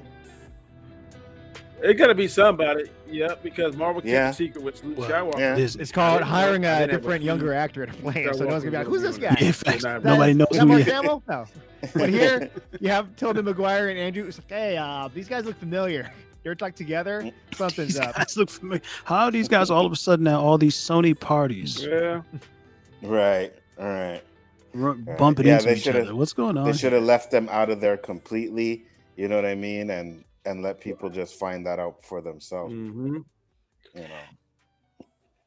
but I tell Andrew you, Maguire? Andrew Maguire, he just lied straight up to the world. I'm Garfield. sorry, Andrew. Bully Maguire. What? Garfield. Oh, yeah, he just did, straight up yeah. lied. Because you remember on those, Yeah. I show you on stuff. He's like, I'm not Right. gonna be in the movie. How Right. else would I don't they know what you're like talking say about. that though? Like, what if they said no comment? Would people kind of get it? Like, wait a minute, he said no comment. Yeah. Well, they probably had that damn gag on his ass. Mhm. You say one Mhm. word, motherfucker, and he's gonna sue you Facts. for all this. So. What if in the interview Yeah, I wouldn't say Andrew that. was like, I ain't on no. He just shrugs his shoulder. Would that be like, hey, I knew it? Bring up the Spider-Man stuff because obviously I don't even want to like ruin anything if there is something to ruin, except There isn't anything to ruin, bro. I had to just quickly just cut you off. There's nothing to ruin. Really? Like it's so crazy to it's just gotten out of hand. This is That motherfucker was out there fucking lying his ass off.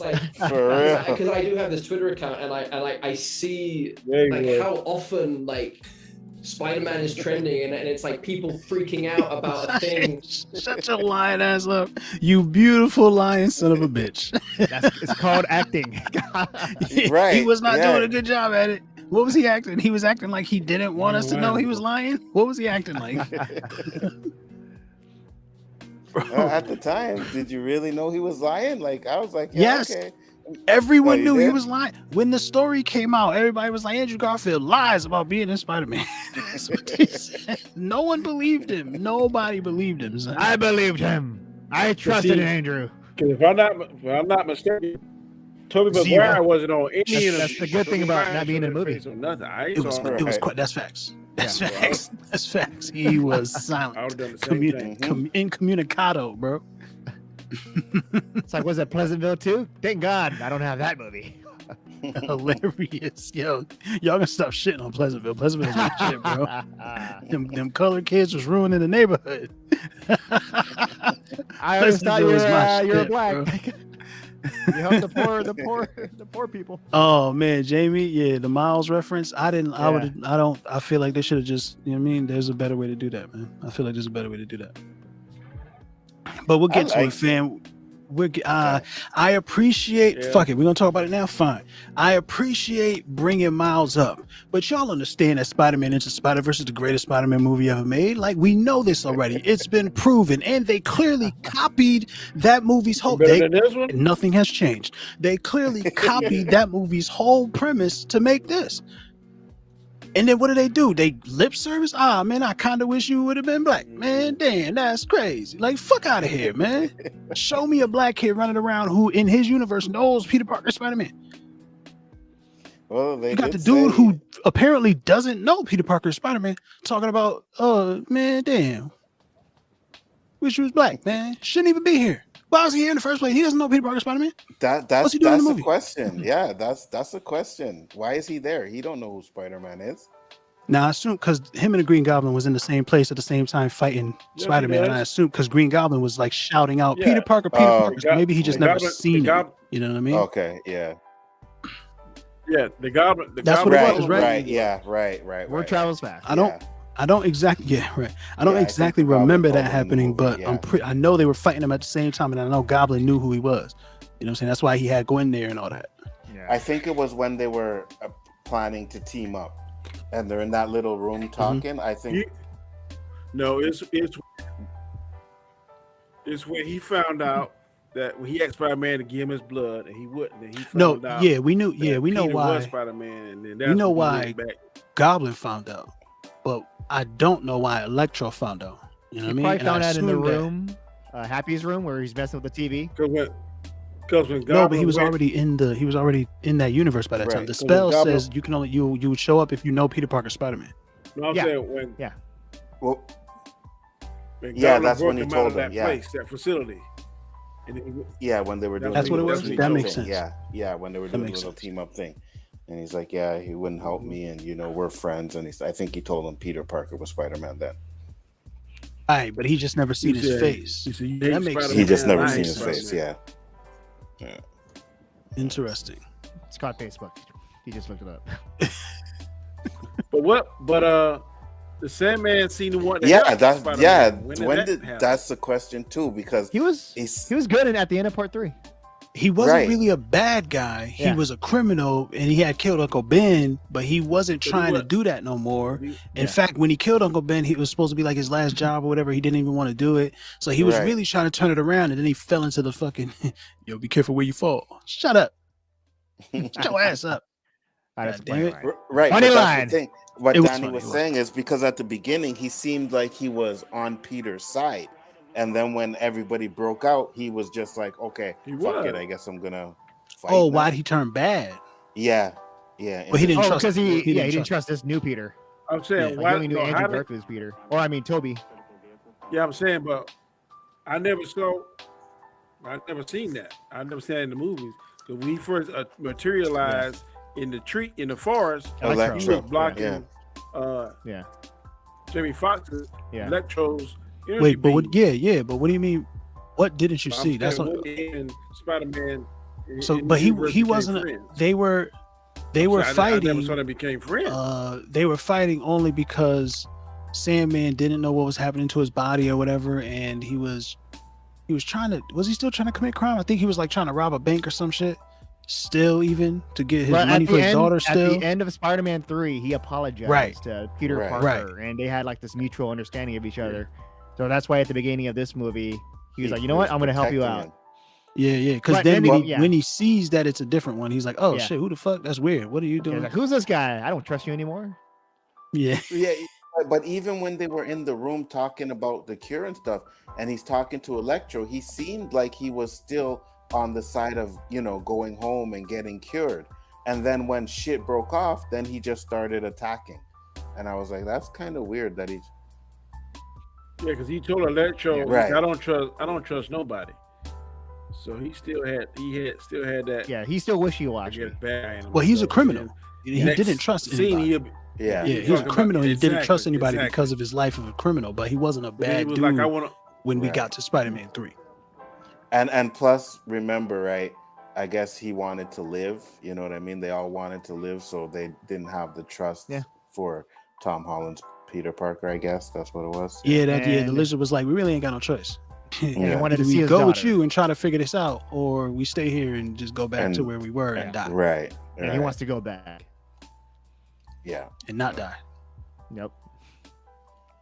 Yeah, man. Like I was saying before, I think we need a Spider-Man 3 and a Spider-Man 4 to see what happened with these villains and stuff like that. Yeah, I want to see that. That's what this was. That's what this was for. This was Spider-Man 3. Yeah, amazing. This was Amazing Spider-Man 3 and Spider-Man 4. That's what this was. Amazing They wrapped it up for you nicely. Yeah, he says not that really, because we don't know. But you know what? It makes sense either. Why the hell would you let the lizard stay in the truck? Yeah, I think it was weird. It was weird. Like, he really just sat there and waited. He really they benched him. They literally benched him. And he was like, and then when J. Jonah Jameson punk ass shows up fucking shit up, talking shit after Aunt May dies, you son of a bitch. I will never fucking forgive you, J.K. Simmons. You did that shit too well. You got on there, started talking to that, kind of perpetrating the fraud bullshit. The motherfucker was talking after Aunt May died. Fuck out of here. He said, tragedy. You son of a bitch. I will punch you in the face when I see you, J. Jonah Jameson. I swear for Lord. Don't you dare. Right. Aunt May sitting. Peter's on the roof right now crying, and this motherfucker gonna start tragedy. Yeah, bitch. Because of you, man. Listen. Oh, we're gonna have another monument destroyed by Peter Parker. Fuck you talking about, bro? Everything Spider-Man touches turns to dust. Loved it. So good. He destroyed the Statue of Liberty. That's Shield. He was killing it. Didn't they shoot him? He good. He walked away. Yeah, he walked away. He good. Untouchable. Teflon down. You guys like the reference to the Shield from Hawkeye? With Yelena, I was like, I want to check out the new Statue of Liberty. Oh yeah. I appreciated that. I like that. So small. So I like that. Yeah. And it's better than them having a whole fucking conversation about it, right? Yeah. It's just a one-off line that recognizes that this is existing in a bigger world where other shit is happening. Yeah. And you'll see that other shit happen somewhere else. I really like that. But the villains, so we get all the villains together, right? We skipping shit. We skipping ahead. We get all the fucking villains together, and then they have that little powwow, and they're chatting and talking it up. First, they're talking it up in the Wizard's Dungeon, which is fucking hilarious, right? They call this nigga the Wizard's Dungeon.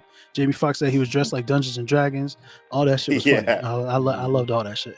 But then they start talking and shit, and then we get that scene where Sandman tells fucking Goblin and Doc Ock how they die and all that. Then and then Electro tells the same thing to Dr. Connors and shit. And the villains really have that moment. And Peter really is like struggling. Tom Holland's Peter is really like, hold on, son. What? Wait, what? Y'all not? And then Strange fucking walks in. Yeah, Pete. I'll send these motherfuckers off to die. And Pete's like, no, there has to be another way. And that's the thing. That's Spider-Man. You know what I mean? Yeah. He don't want no one to die. He's looking for a better way and stuff like that. Loved it. Self-sacrifice. He said, "Yo, I need to make sure my friends get into college." They really showing us Spider-Man right here. The Spider-Man we all know and love. Great power, great responsibility. Can't finish it, man. Go ahead. Do the show, man. Do the show. With great power comes great responsibility. And I love. We're skipping ahead again, but I love. Yeah. But as a 16-year-old, really know that with great power comes no. Is that believable? Yeah, no, of course not. I'm saying it's believable. Can a 16-year-old learn it? Yeah. Especially if your aunt dies because of the shit you're doing. Yeah, I think the trauma will instill that into. Can a 16-year-old be that selfless as he was? Yeah. Oh, as selfless as he was? Yeah. I don't know. Yeah. Absolutely. Yeah. Yes. Yes. I don't think that it's common, but that's why everybody's not Spider-Man. You know what I'm saying? But there are people. Nigga, I'm a terrible person. I'm a terrible person. But when things I did was gonna get somebody else fucked up, I'd stand in front of that. That's a thing that I did. You know what I mean? I'm not saying I'm Spider-Man. I am a terrible person. Listen to me. I am a terrible person. But when I was getting in some shit and it was gonna get somebody else in some shit, I would, all right, you go over there, get away from here. That ain't got nothing to do with them. It's all right here. That's the thing that even I did. You know what I mean? And I'm selfish. So a good person? Absolutely. I think so. Yeah, I think so too. I think you could be a little bit, like you said, I think it's rare, you know what I mean, that a 16-year-old's not looking out for himself or something like that. But you can find, especially when you come to like the geeky and nerdy type of people, you know what I mean? I think they could be a little bit more selfless. So. Yeah. But I did like that turn, how he's selfless, but then he Yes. pushed over Yeah. that edge. God. Yeah. I really like that. When he got We ain't pushed get there over yet. We getting there. Hold on, slow down. We getting there. We I getting was there. like, yes. I fucking love that shit. Yeah, that's what I'm Yeah, I saying. agree I ain't with saying you. no more. I'm just Man, saying, listen. when he switched and decided to He do said, whatever, bro, I'm I was done. like, Yeah. Yeah. So you guys got to go I'm back through. and if you kill them, that's on you. Loved it. Yo. Oh man, that shit was deep, bro. That shit was heavy. They shot to MJ. MJ was like, "Oh, what the fuck?" Yo, that shit was heavy, bro. I ain't lying. She ain't try to say. She She ain't ain't try to say say shit. no. She no, said, Right. no. Done. Like, Yeah. okay. Cause man, get your boy. I appreciate it, bro. I love that shit, but we ain't get there yet, man. We ain't get there. Calm down. Goddamn it, slow down. Goddamn. So Strange is like, yo, they gotta go. He's sitting there watching him. He's doing the spell. bro. Then he pulls out the I'm looking fucking at my Deus Ex clock. Machina. I was so mad when he pulled his box out and called it the fucking Deus Ex Machina. What did he call it? I can't remember what he called it. That motherfucker said Machina and Day and that shit. And I was like, this motherfucker just, how you just It's gonna this nigga pulled out the MacGuffin. Tesseract. This I didn't nigga know was what like, the here, fuck it look, was. I got the MacGuffin. Here's Right. the thing we need for this movie to make sense. Makes sense to me. And then just holding it there and doing that shit was a fucking complicated ass review. It was like a giant hockey puck. He kept sliding here, sliding there. He did a magical motherfucker was whip, 30, pulling huh? it this way, and he spider webbing it, pulling that Pumpkin way. bomb for the win. I was Pumpkin like, bomb what for the the win. fuck Chill. is that shit Anyway, made out of? so Peach seeing Strange is fucking. The shit gets locked up. The little button pops out. All the villains get their one shot reaction to, oh shit, I'm about to die. And Peach, this is the last straw. Whip, or should I say, thwip? Come here, Strange. Don't you do it, Parker. And then they have that fucking amazing flashback to the Doctor Strange movie, but except Spider-Man is in it this time. And I fucking loved every second of it, bro. I loved every second of it. What? Just being able to see the Doctor Strange versus Spider-Man, like legit, and Bro. seeing like who's Remind me- gonna win. I don't know who you're rooting for. What was What that movie? movie? There's a lot of movies. Inception,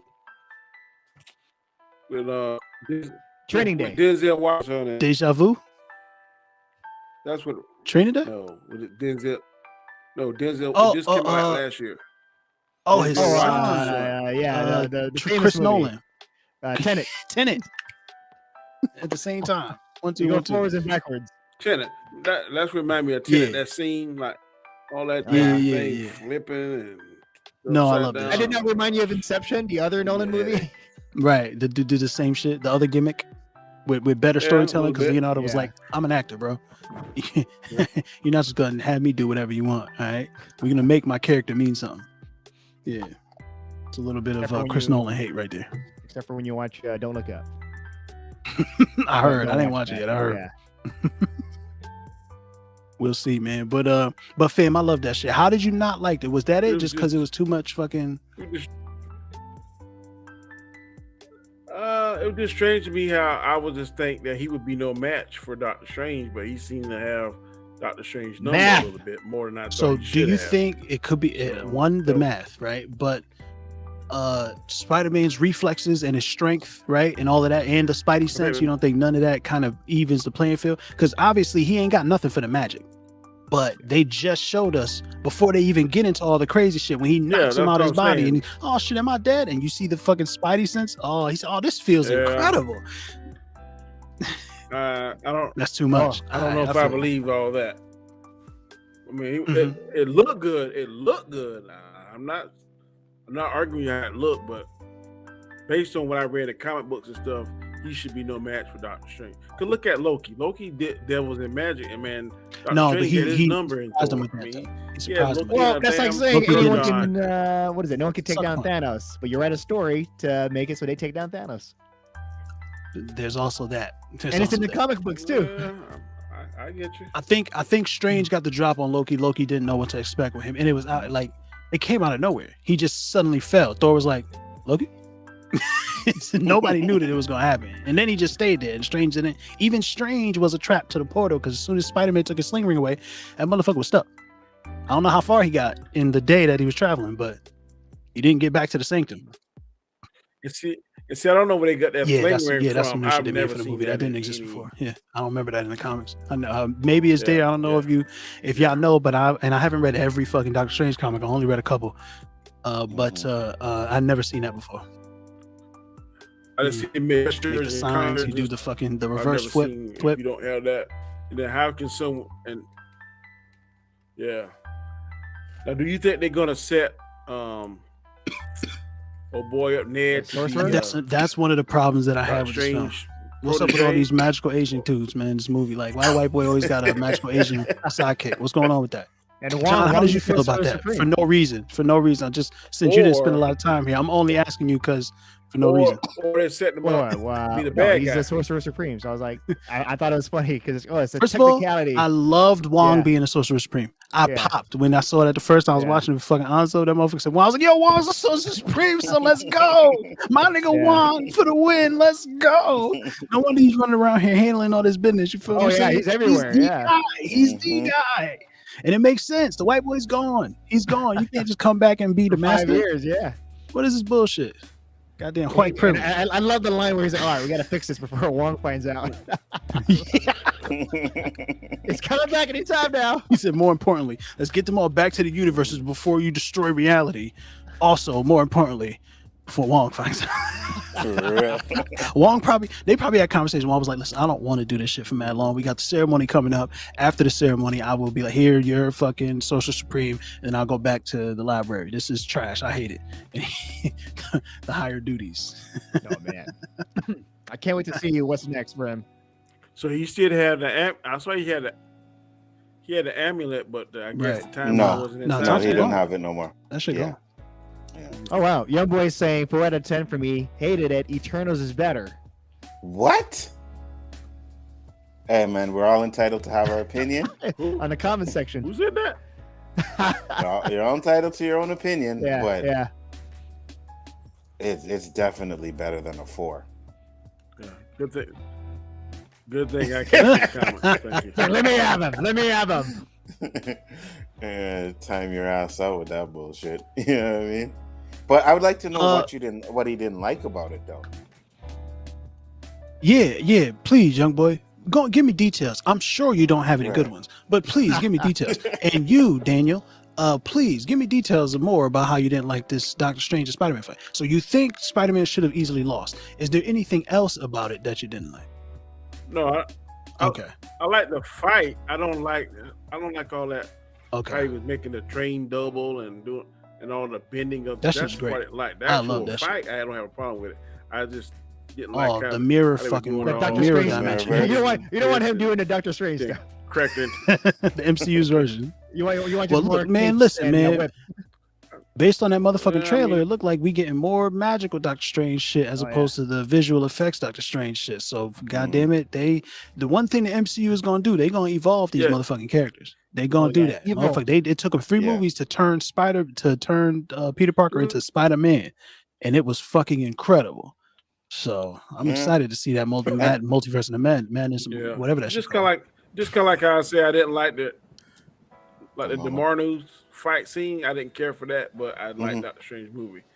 So whatever the hell you call it. Dormammu. Dormammu. I didn't care for that particular scene, but it's him out Dormammu. So I've come to bargain. I hate his New York accent. It's not good. He had an accent slip up in this movie. I forgot which line. A few of them. Yeah. Oh, He's really? not good at it. He's not good at it. Scooby Doo this shit. I'm pretty sure he had an accent there. Scooby Doo this shit. What was funny when you said that Scooby Doo this shit? Please. That was funny. Scooby Doo this shit. Oh man, I like that shit though, man. Yo, when Spider-Man figures out that the mirror dimension is just geometry, it's geometry. You can do geometry. Yeah. He starts fucking doing this. You stick doing math and shit. Yeah. Webs and up that's the Doctor thing, too. Strange, bro, in the mirror dimension. Let's fucking go, Spider-Man. How do you not enjoy that? They showed The two smart portals he coming was. together. Oh, just And an blowing the explosion? fucking and that makes sense. Yeah. I mean, it don't make sense because like all that shit is, theoretical, but if you have two fucking black holes, they fucking, you know what I mean? And what's a portal if not a controlled black hole? I like it. I like it. It was done well. It's beautiful. And it too. showed how Danny's like, smart it's aight. Peter was. It's aight. Yes. And that's one of the things that Well, I that's good. hold against Sam Raimi's Peter Parker. I won't blame Toby for this. I'll blame That Toby. Peter Parker, he got to sound like he knew a bunch of stuff and a nerd, but we never actually saw him be smart. You know what I Right. mean? And we get to see Tom be smart, but watching him be smart enough to beat Doctor Strange in the mirror dimension, that's a different thing. You know what I'm saying? for And real. I fucking loved it. Nope, he got to be smart here finally with the Yeah. kid. Oh Yeah. fuck. Mhm. God damn. They sat there and I'm gonna be with the pacing of this movie, fam, and how fast it was going. And they stopped every once in a while to have a conversation and to check in with our characters. But for the most part, this bitch was going and going and going and going right For up real. until Goblin comes back. Hides in fucking as a genius, comes back. That scene, the way they did the spider sense when fucking Goblin is Goblin again, Yeah. but nobody Yeah. can fucking tell and shit. Yeah. This nigga yeah. Pete is there with the immense sense of danger and distress. Facts. I thought I was having a panic attack, my nigga. I Yeah, was like, facts. yo, can we relax? You can hear the way they do the voices and she's like, Mhm. yeah, man, what's going on with you, son? You good? Mhm, What's up with you, mhm. right? That's, it was so good. And then he's flip Goblin hand to dummy.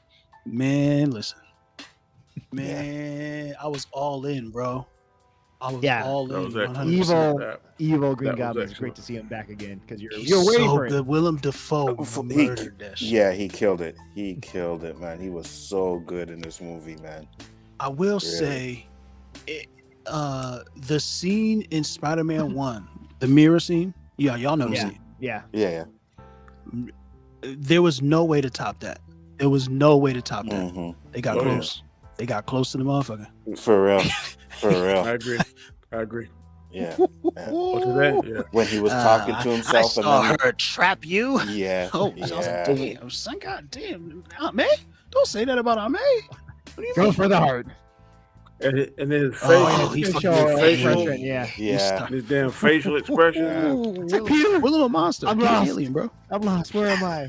I'm like, oh, look But- at that. You protect him. He looks so lost. It's like, where do we go My, from here? my son.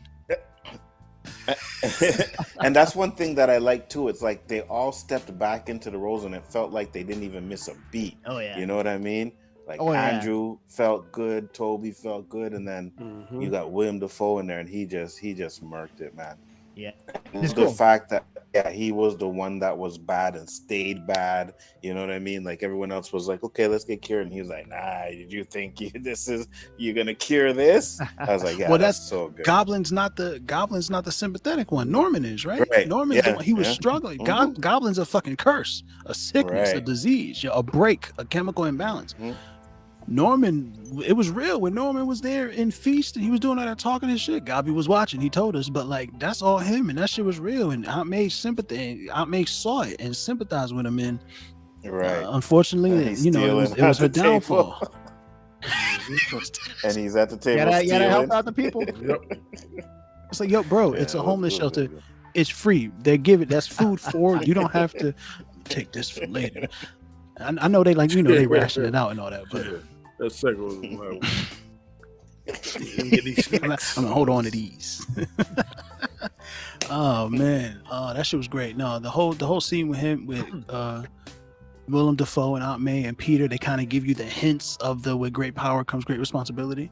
I thought she was Mhm. gonna do it right then, But now I was like, nah, and I'm glad that they didn't. I'm glad that he was like, trust me, and she stopped talking. One, that's great fucking parenting. Sometimes you have to recognize that they got to make their own mistakes, right? Right. And you got to recognize that the talking is only going to make them entrench further, right? But then also she doesn't, from a storytelling perspective, you don't force with great power comes great responsibility. You don't do that, right? They have to. You make them receptive to it. That's why I love Spider-Man Into the Spider-Verse. Because with great ability comes great accountability. Because that's not how it goes, Dad. That's not how. There's a certain way you have to deliver that line, right? And if you're not going to do it the right way, you know, it has to mean something at that moment, right? Oh my God! And it meant something when she said it. It meant something. It was like, yo.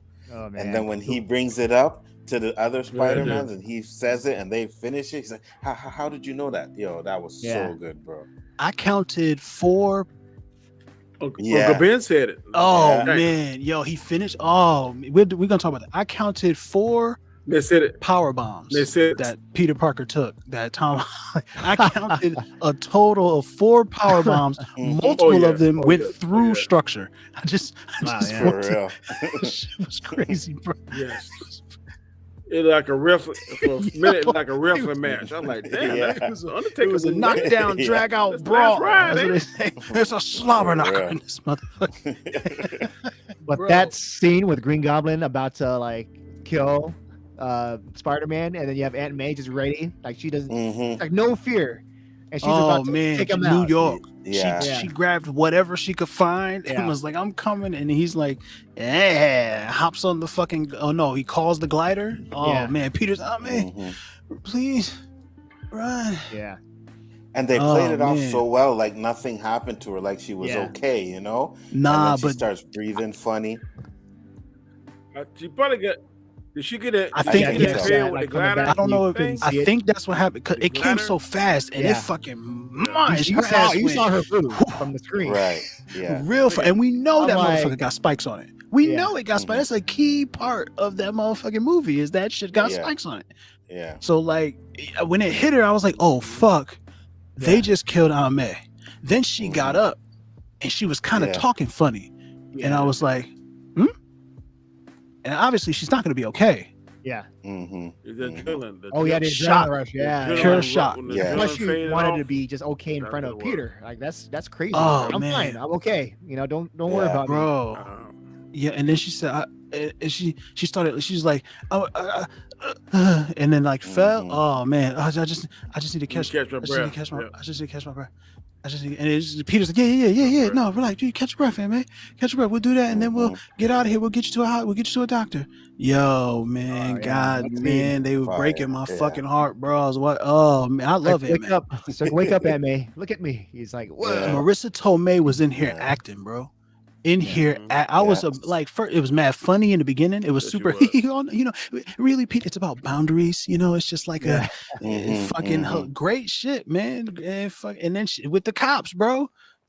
With the fucking cops, bro. The DODC. She's like, you know what the Fourth Amendment is? He said, unlawful searches. She's like, get out of my way. He's like, don't say anything until we have your lawyer. You know what I'm saying? And then when he starts rattling off, child endangerment, start rattling. You know how y'all do. You know how y'all do. Y'all scare him with the bullshit charges. Just they'll cop to you know how y'all. My fault. I don't want to be the one to.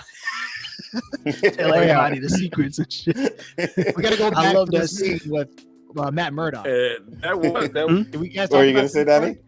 Yeah, we did. I mean, you had the opportunity, but you skipped it and started talking about some shit that happened after the. You know what I'm saying? You fucked up.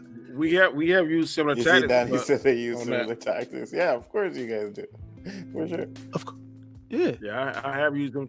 But what he told her was true. Yeah, facts. That's child endangerment. If you knew and you let him do it, you was fucking up. Well, think about a cop. We can't like we being arrested, we have to tell you what you're being arrested for. But in an interrogation, we can manipulate the facts. It's called lying. The word you was looking for is lying. We can't do that. We can't. When you in court, you have to say manipulate the facts. Yeah, when you in court, you have to say manipulate the facts because that's how it's written, right? That's the codic. Yeah. But we here talking in these streets. You can just say lie. It's all right. Yeah, we can lie. We can lie to you. Facts. Manipulate the facts. That's the only thing we can do. Everything else, It man. makes sense. It makes sense. You know what I mean? That's a tactic that you do to get people to open up to you, tell the truth or whatever. Oh yeah. because Well, the They're crooks, gonna lie. Yeah. I mean, they're gonna lie their asses off. all the crooks are gonna say, "I want my lawyer." Yeah, you see those Well, crime we shows gotta right on stop. Netflix You're where supposed they to stop, trick the but people. sometimes they don't stop. But that's neither here nor there. We don't have to, we don't have to get into all that. We don't- No, you have But the way they handle it, we can run back real quick to the cut because I love that shit. The way Zendaya was like, "Nah, oh yeah," she started finishing all his sentences and shit. She's like, "Yeah, no, I know all your taxes and I'm well aware of my rights, lawyer." Yeah. And then they Right. show Ned, motherfucker, fall for the first drink. Can somebody get him? He have a drink. Does he have some water? Can you get him some? And Ned just singing like a bitch. I'm not supposed to talk to y'all. He said, "Yeah, not. Of course not. So I just want to know when MJ told you that Peter Parker was Spider-Man. What you mean? Hold on, son. What you fucking talking? That's my man's. All right, Spider-Man. I was there day one. Ace Boone Coon. Yeah. So what you're saying is you're his number one accomplice in all of his vigilantism. Yeah. Shut your ass up. They told your ass not to say nothing, Ned. I would like to retract my I would like my words stricken from the record. Hell What do you yeah. say? Nigga, that's not how this works. Yeah. Anything you do say, all right? Anything. What you talking about? I would like my. That's funny, bro. That was funny. That was some good shit. I think they sped through that too fast. Can and will be used against you. In I think they sped through that too fast. I think, Of course, it was too especially fast. because that's how Far From Home ended. And I said this earlier, but because that's how Far From Home ended, it needed to be a bigger deal. I understand they didn't have time. They gotta give us they gotta give us the lesser version of Spider-Man Into the Spider-Verse, and that's fine. I enjoyed it. It was great. You know what I'm saying? But I wish we would have spent a little more time with that. Plus, I More wanted to time see with Matt Matt Murdock's Murdock. Daredevil Yeah. beat somebody up in the Right. courtroom while he's walking, Yeah. Peter to fucking I just wanted to see him real quick, ping, ping, ping, and fix his tie. All right, or at we- least we gonna help go. him out on an alley somewhere. Maybe like the crowd, Right. the riot. They're gonna go Yeah. after Somebody Tom runs up Holland. on him. Yeah. Peter Parker, you're a murderer, and he ping, ping, ping, busts him Yeah. down real quick. Anything, Oh, shit, goddamn. anything. It would have been great. But catching the brick is cool. Catching the brick is Yeah, cool. yeah. You know, Mhm. Peter would have caught it, but catching the brick is cool. got it first. Yeah. It was a cool scene. I'm a really good lawyer. So everyone's here seen Hawkeye, the latest episode. Yeah. So like with Yes. all this stuff with Oh shit. spoiler alert, Kingpin and Mhm. Matt Murdock. Like, are you excited for like what's gonna happen in the future? Actually, I am because I hope they do a Daredevil movie. If they do a that would be movie, fire. I wanna The see only that. I problem, want to. I Go don't ahead, want to see Anza. him on a streaming service. yeah, I was gonna say the only Another problem that I stream. have, and I said this on a Lorena's stream today, is that the Kingpin from the Netflix series was ruthless. Oh yeah. You know what I mean? They're gonna water him down. Oh hell yeah. Do they water him down or do they water down what you see? Because remember Falcon and Winter Soldier. True. Like what? John Walker murdered that guy with the shield. And it was every bit as gruesome. We didn't see as much of the viscera, right? We didn't see as much of the what's the G word for it? I forgot. Whatever it is. Gore. Like Gore? the gore. Thank you, Yeah. sir. The gore. We didn't see it, but we still felt every bit of it, right? And then he's standing there with the shield with all the blood on it. They did a similar thing with Aunt May's death in this movie. We didn't see the blood pouring from her body or the pool spreading out underneath her. But Peter raises his hand and it's a nice amount of blood in his hand, right?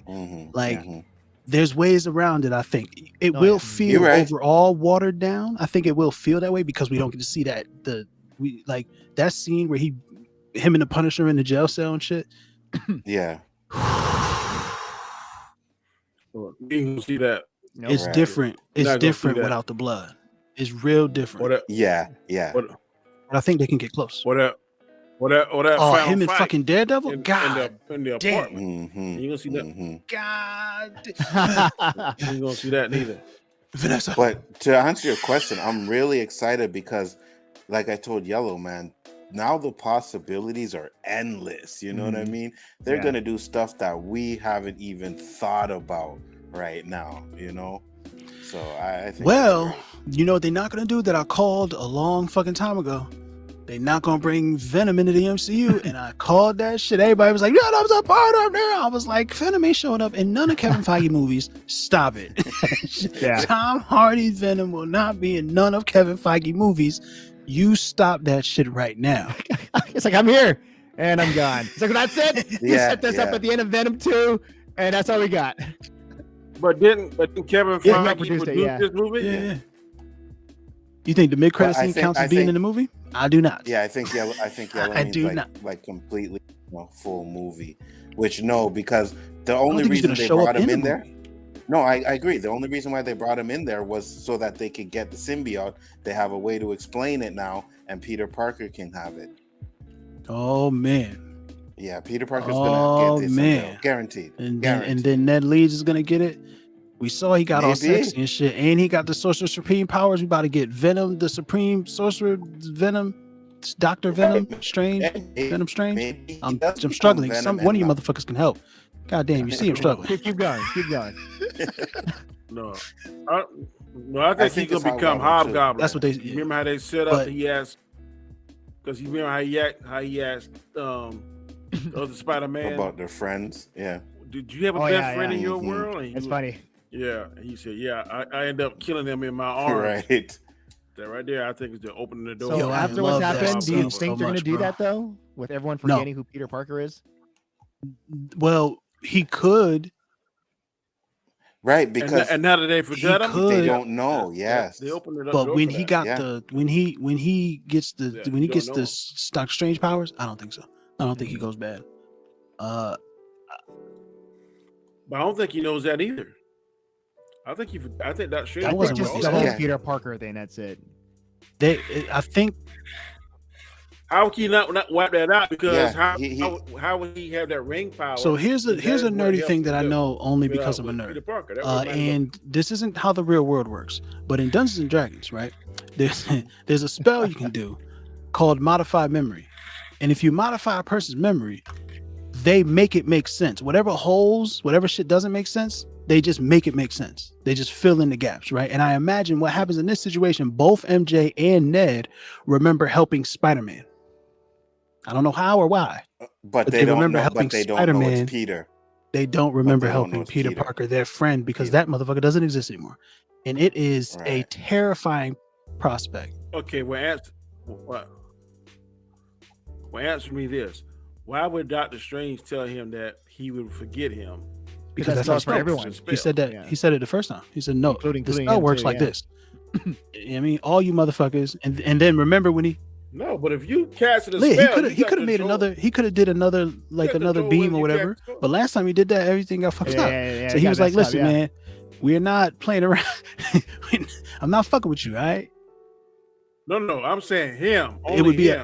an extra. Yeah, I'm pretty sure he doesn't want to mess it up You know what again. I'm But saying? any other This is the spell, deviation, and yeah. then you can amend the spell. No. You know what I mean? Yeah. No, I am listening. you're That's not what he said. listening. Okay, he cast a spell on Wong. Wong didn't remember, but he remember casting a spell. So why would he cast a spell for everybody to forget Spider-Man and he forget him? The spell that He he still cast remembers before, we don't know what the parameters for that spell was, but it has something to do with forgetting a party. It might have just been make sure Wong forgets because he's Yeah. the Sorcerer Supreme and we all gonna get in trouble. You know what I'm saying?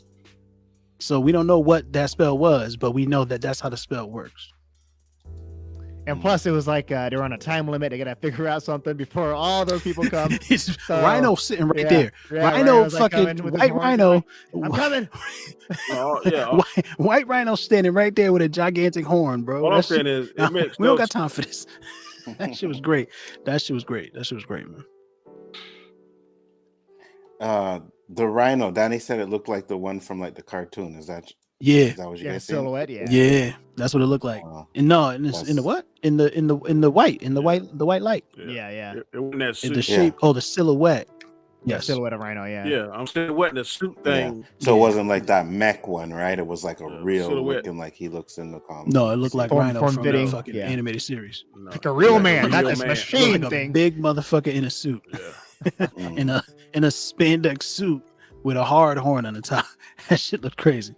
We didn't see none of that. He was just a bunch of white light, but that's the shape of that motherfucker. It looked like It looked like the nigga that Venom Spider-Man was gonna kill. He was gonna drop that big ass door on him. That's what it looked like. And it looked fucking great, man. It was so beautiful. All of that shit, seeing that shit in theaters, man. But hold on. But where was we in the movie, man? Aunt May just died. Yeah. And then J. Jonah Jameson starts talking, bro. I was so mad. I exploded when I was watching it with Anzo. Yeah, they made him really hateable in this movie. I wish he would have beat. I wish he would have beat J. Jonah ass like he did. Oh boy, that would have been perfect. Yellow wanted to see that too. He was cursing. I probably would have stand up. Yo, every time he started talking Spider-Man, like at the beginning, I was like, oh shit, it's great to have JJ back. This is great. JJ. Oh, JJ's so mean, he's so trash. He's be doing a great job making me hate him. And then he started talking after Aunt May died. And I was like, JJ, fuck you, you son of a bitch, you fucking whore, I'll kill you and your mother. Like, I didn't like anything that he had to say for the rest of the movie, son. When he opened up with tragedy, I was like, you dirty son of a bitch, you rotten scoundrel, you rat fink bastard. Like, I was very upset with J. Jonah Jameson after Aunt May died, bro. And then the kids are in Ned's house, chilling. Mom Duke's, like, you know, doing her nightly routine, checking on the baby, making sure the things in the house is straight. You feel what I'm saying? They got magic box number 2, or is that magic box number 1? That's magic box number 1, I guess. Magic box number 2 is the Stark Tech. They got magic box number 1 on the kitchen table, and Zendaya's like, or I'm sorry, MJ's like, I'm gonna push a button, man. I know Peter told me to wait, but I'm stressed out. I'm pushing the button, getting rid of this shit. Has to be done. And then hit you with a little, damn man, I wish I could see Peter again. He do a weird fucking, I wish I could see Peter again. Psst, psst, gets a little sparky spark. How do y'all feel about Ned Leeds getting the sparky sparks, man? I did not like it. Why not? I think that was a Mary Sue there. You feel what I'm saying? Like, it was very, very, very convenient. Yep. And then they try to pretend like there is no way they try to pretend like but look, he can't close it, so clearly he's not adept. The fact that he was able to open it at all, at will, you know what I'm saying? Like, yeah, because you see how much pressure it took. Dr. Strange to do it. They had to put him in an extreme cold temperature. She did say to either if you don't. So the way I thought about that, and I mentioned this with she put his ass on like. I said she put his ass on somewhere in Mount the Everest. Yep. About to freeze to death. To motivate his ass to use it, and he just like, I wish I could see yellow. She said some shit like, you probably survived for like 6 minutes or some shit like that, right? And then he was like, but what about I was like, you got 4 minutes left, fam. What are you doing? That shit was good. That shit was good, man. But she did, and I agree with this idea. Pressure. She did say the reason why Strange was struggling to learn shit is because he couldn't get out of his own way, right? He's super arrogant. Ned Leeds don't have that arrogance problem, right? Yeah. And he set it up. It's some bullshit. Right, it's this shit right here. It's fucking. Don't try to think about it too much. But like, he sets it up earlier. He's like, oh, my mom says, my grandma say we got it in our family. You feel what I'm saying? And my hands kind of tingly. It's a funny joke.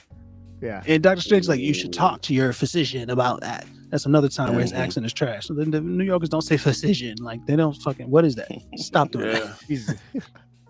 But then he kind of co-signs it. When he said, "Did you do this? Sport by yourself, motherfucker? You know I did. What the fuck you asking for? Did you just have it on your hand? It's on your finger." I think he was just shocked. He took it back as soon as the shit opened up. He took the fucking the cube and he takes the sling ring and then just deals with some Spider-Man shit, and then turns and looks in there like, "Did you just open a portal?" Right. And was like impressed or whatever. Sure, magic is weird, right? We had a regular human dude who spent some time in Kamertage, and now he can walk. My guy Benjamin Bratt. Shout out to Benjamin Bratt too. Son, he is severely underrated. Son needs to get more work. I want to see him in the MCU again. I don't care. Mordo took his magic away. He's not dead. Bring him back. That's my guy. I fucks with Benjamin Bratt. But like, he's a regular person. He just goes back to live his life and plays basketball. That's what he does. He gets his legs back. He's fucking fuck all this magic shit. I'm going to play basketball with my people. Right. His character was pointless. Sure. Maybe Ned can. Well. he was a plot device. He was there to send Strange in the right direction, and then there to show Mordo's descent, right? Mordo, to show Mordo's descent. So yeah, he's a plot device, and they could bring him back and make him something. But he's still a great guy, and I love it. But so yeah, magic can happen, and Ned can fucking, maybe he has more of affinity, and he can learn it faster. Doing that shit by mistake during a handshake, and then fucking at the dinner table, and then doing it on command whenever you want, like that's some bullshit. And the only impediment is he can't close it. Right. Come on, man. That's some convenient. It really just, I was like, all right, if this is what we're doing, fine. I enjoy all of this other stuff so much. I'm not going to kill it, but that is a problem. Yeah, plot device. Not a problem for me. It was fine. He just learned how to do it on accident. This is fine. That's how what they set it up for Magic on how to do that. With the ring. That's it. Yeah. They if that's the only thing he knows how to do, right? And then later he has to learn everything else super hard, and it doesn't come as easily or whatever. Fine, sure. I guess that makes up for it. None of that changes the fact that in this movie, it's super Mary Sue, super duper Mary Sue, Gary Stu. It's kind of like how Ray knew how to. We don't talk about Star Wars. I wouldn't say that though, because with Star Wars, she makes herself look better, or the writers made her look better than Chewbacca, than Han Solo. So they're trashing the legacy characters just to make the new character better. Here, sure, that makes it worse. I guess. Yeah. Fine. Yeah, sure, that makes it worse. Yeah. But it does make Strange look. It doesn't. You don't think it has a deleterious effect on Strange? Yeah, not really. You don't think this movie has a deleterious effect on Strange? Spider-Man tricked him out of the Mirrorverse, out of the mirror dimension. Math.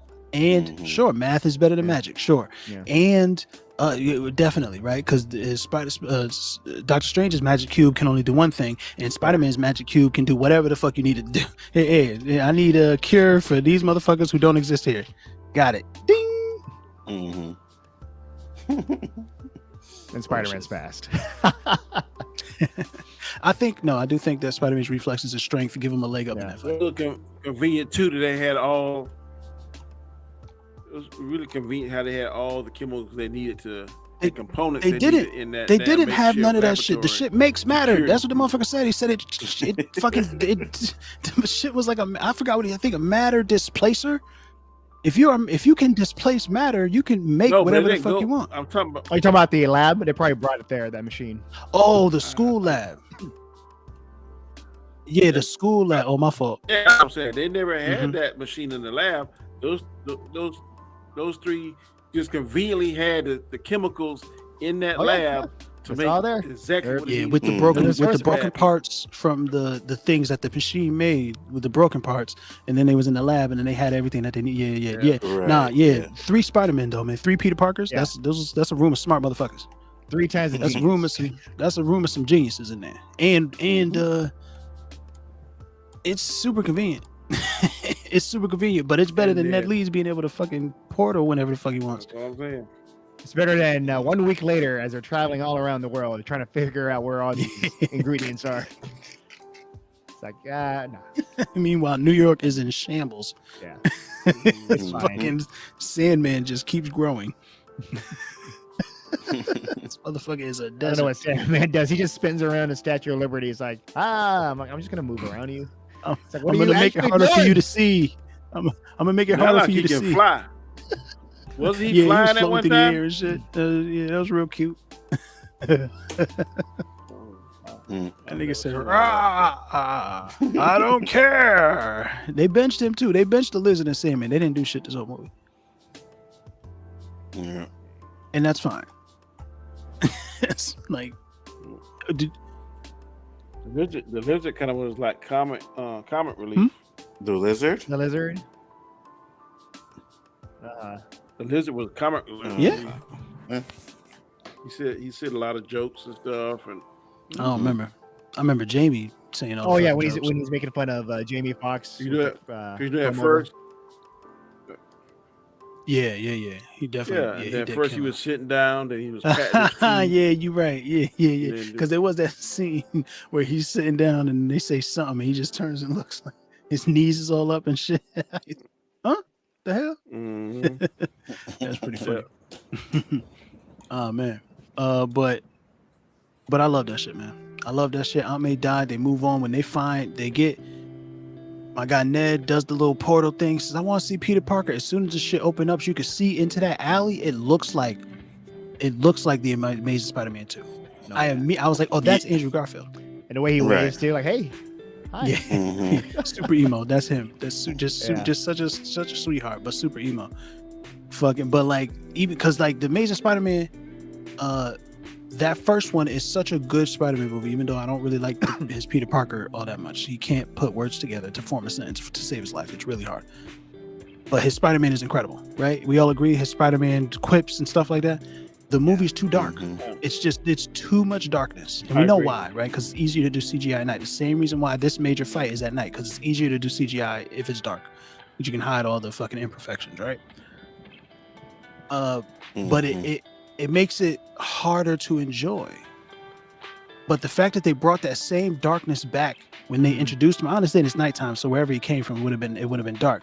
But the fact that scene, that alley that he's standing in for no reason wearing a Spider-Man suit on the floor, he's just standing there, is so dark. I was immediately like, and obviously it's a 50-50 chance, right? I know these motherfuckers in the movie, so 50% of the time I was gonna get it right. But it felt like the Amazing Spider-Man. It felt like Andrew Garfield's Spider-Man. Yeah. And I was like, oh yes, thank you. It felt good. And I think that's a real good thing that John Watts did in this movie, right? And an instant where his direction was I thought on point. Yeah, so he made this a lot better than Homecoming and Far From Home. Like I like those, but this is like on another level. Mm-hmm. Is that because of him, or is that because of having all the other characters, all the other franchises to come together? I think COVID gave them time to give them longer time to write a better script, come up with better stuff, brainstorm a little bit longer. Because other movies was kind of rushed because, okay, you gotta have this by this, gotta have it by this, you want this to fall in. But COVID kind of slowed all that down. So now you got better time to do reshoots if we have to, or make a better story, or do a better shot or a different shot. So I think COVID was. You know what's crazy? You got 2 Spider-Man movies post blip. This is gonna make $1 billion. Yeah, that's possible. Yeah, this one is going to make. It's gonna make $1 billion worldwide. No doubt about that. Skeptical. So last I checked, this movie's not going to release in China. Oh no, last I checked, the movie might release in China in January, right? February? January, I think it was February, one of January. those. Yeah. Yeah. So the movie. So before that time, I heard last I checked, they say it might release in January, but there's talk about it not releasing there because they didn't release Venom there either, or Shang-Chi. It's already somewhere. Yeah, they don't care about Shang-Chi. Yeah, Shang-Chi had issues with the Chinese gonna make. But I heard this was definitely gonna be released. When I saw like previews of it and little clips on YouTube, it was in a different language. Chinese, the language looked to be maybe not China, but Japanese or something. So it's over there in some country now. The only Asian country I know that this movie's showing in is Indonesia and South Korea. And it does not look like Indonesian writing or South Korean writing. Yeah. So then where the fuck did that clip come from then? Right? Like, what's that about? Because I saw it, because it's the Doctor Strange leak, the trailer leak. Has that same shit on there. The subtext looks like a boy said. Yeah, it definitely is. It definitely is, no question. Yeah. But if it's not open in any of these fucking, how do you get cam footage from a country? Maybe the government had the footage. Like, do we approve of this movie or not? They was Let's just watching release it in the wild. And then one of the governments was like, "Man, this shit good." Well, if that you think we're gonna release this, huh? We're not. That's funny. That's entirely possible. Yeah, they can be petty. Yeah. Maybe we should. I think it can make $1 billion because it's Spider-Man. It's fucking incredible. I fucking loved it. Right? It is the superhero movie. It is the superheroist movie of superhero movies that we've ever seen. Right? We all saw it in theaters. But if it doesn't get a China release, it has a hard time getting to $1 billion. Really, that's $400 million. I would concede to that one Chinese money. Really boosted up. But what's gonna make it Spider-Man is the third most popular global comic book I think it's the character first. on the planet. Superman and I'm Batman. not I sure think about that's true. Batman I because the think Dark the Knight numbers- or Superman. no, Batman Batman got Begins that. didn't make a lot compared to the Dark Knight. Dark Knight over $1 billion. No, but he's not talking about movies. He's No, talking about I'm saying the in character. general. I'm not saying the movie. And I'm pretty sure Talking about Spider-Man is the character. first most popular. I think when they talk about that, they talk about like comic book sales. If And you look, Superman's been selling comic books for like 50 years longer than anybody, but Superman has significantly less like TV shows, movies, and stuff that travel around the world. Spider-Man has all of that shit. And I think in toys, Spider-Man outsells, or merchandise, Spider-Man outsells everybody. You know what I'm saying? Okay, I'm looking at you know. something from Wikipedia. I Superman, see 600 million approximate sales. That's the comic book Batman, sales, right? 484 million. Spider-Man, 387 million. Yeah, that's comic book sales. But I think, yeah, comic book sales, but I think because Superman and Batman were released like a long time ago, so they had more time. Yeah. Yeah. They have 30 years on anything Marvel. Yeah. A clean 30, like 30 plus. Yeah. I'm just saying, if you see pictures of people overseas or different countries, I've seen Spider-Man shirts, I've seen Batman, and I've seen Superman. No. I don't see a Wonder Woman or Aquaman. No, you're absolutely So that's what I'm saying. The strength of that alone is going to help it, in my opinion. Yeah, no, it will. $1 But because it's I agree with you. character. Absolutely, Global but we're talking about $300 to $400 million that we will not see, because if it doesn't get a Chinese release. Oh yeah, I just said I can that's see a big chunk of money. It has to have China in order to get it. If it don't have China, I don't think it'll get it. But if it does get China, it's guaranteed. We need a new country. 1.2, 1.5. If it gets China, it's 1.5, because this shit is great and it's fucking Spider-Man, bro. Everyone loves Spider-Man. Mm-hmm. And you know, I think this movie is going to get a lot I of watched it twice already. watchers too. Me too. Yep. I'm going to go tomorrow or either Saturday with my grandchildren. Yes. So Oh yeah. I haven't done that. Not yet. even It's gonna the get first repeated. Tobey Maguire movie. in a while. This just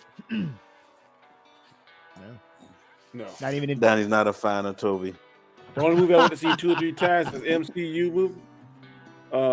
Like Endgame and Infinity War. I went several times To the both of big event films. Yeah. and Black Panther. Of 3 course. times are the ones when I go to the movie theaters. If I really like the movie, I see it 3 times in theaters. Oh, I know what you're gonna Logan. watch 3 times. Matrix Resurrections. Yeah. I might watch it on HBO Max. Sure, I ain't been to movies. Yeah, No, it's coming it'll to be in theaters and theaters, yeah. HBO And Max. HBO, both. yeah. Yeah. Yeah. It is. I thought it was HBO Max. Oh, me too. I'll be HBO Max in that one. So fucking Andrew Garfield walks through the portal. I scream, I pop. I'm fucking like, you yes, scream. You're yes, like, let's go. And people in the back, yeah. There's one guy. it was like Berserker Barrage. Yeah, for real though. X cross. This motherfucker was like, X slash. That motherfucker was like fucking Thor in Endgame and shit. That motherfucker was like, I was like, oh shit. Nigga wildin'. He was all the way up back though. I was all the way up front. So, but yo, it was hype, man. It was real good. Then he comes in and they have an absolutely fucking adorable scene, bro. I love that shit. He sticks to the ceiling and shit. She throws the bread at him, like all this. That shit was great. Mom Dukes is like, yo, can you get that thing up there? You know what I'm saying? Yeah, the cobweb, yeah. And the way he crawls, and the way he like swats the cobweb like that. Yeah, that shit is great, man. I love that shit, bro. And then they like, man, let's just keep trying it, man, until we get the right guy. Yeah. You know what's funny? Yeah. Why didn't they just try Mad it the corny, first time? bro. Yeah, I know, Yeah. right? What Good happened? point. Why did they stop? They wanted to go to the Yeah. rooftop scene. That's it. They For should have that been like, all right, cool this is grand working. entrance. How about Spider-Man? I should have. They should have done. They should have done a 29. Right, they just go Spider-Man. You start getting all kinds of motherfuckers coming through. Yeah, let's bring them Miles all walks in, up. What the hell is this? Yep. All of them. We could just see Miles on his fucking bed playing Game Boy or some shit. You know what I'm saying? Like, what the hell? What if Toby and man. Andrew shows up in Into the Spider-Verse Part 2?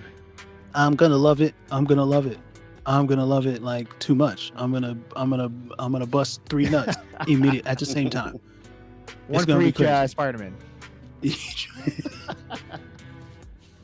Yo, they ended this motherfucker with De La Soul. Chill. Get the fuck at them. As soon as that shit came on, I was like, yo, Yeah, I'm like, let's Three go. is the magic number. Yep. I'm like, yep, that's These it. motherfuckers just fucked around and played some goddamn De La Soul to end this movie with. So that was incredible, man. So then Toby shows up. Motherfuckers open the portal. Toby shows up. He's like, yeah, man. And then they have the quick draw. They had to settle it. And this is where they start shitting on Andrew Garfield for the rest of the movie. Yeah, I said it. Yeah, I said it, bro. They just like, they was like, we know that you guys hated him. And you know what? We're going to make fun of him for you. They do quick draw. He shooting webs at each other. Toby gets the upper hand. Andrew gives it to him. He's like, oh, shit. Good shit, man. Good shit. You got it. You got it. I don't know why they did that. I guess it was like to see if they were really Spider-Man. Like, what was that about? I don't know what that was about. Because you just saw like a random dude that's dressed He was in like, a wait, spider outfit. but he's not your friend. Yeah. And then they just stare at each other. Twip, twip, twip, twip, twip, twip. I didn't understand it. But 10 o'clock. I'm gonna get going. I'm gonna get food because I'm hungry. Do you think, bro?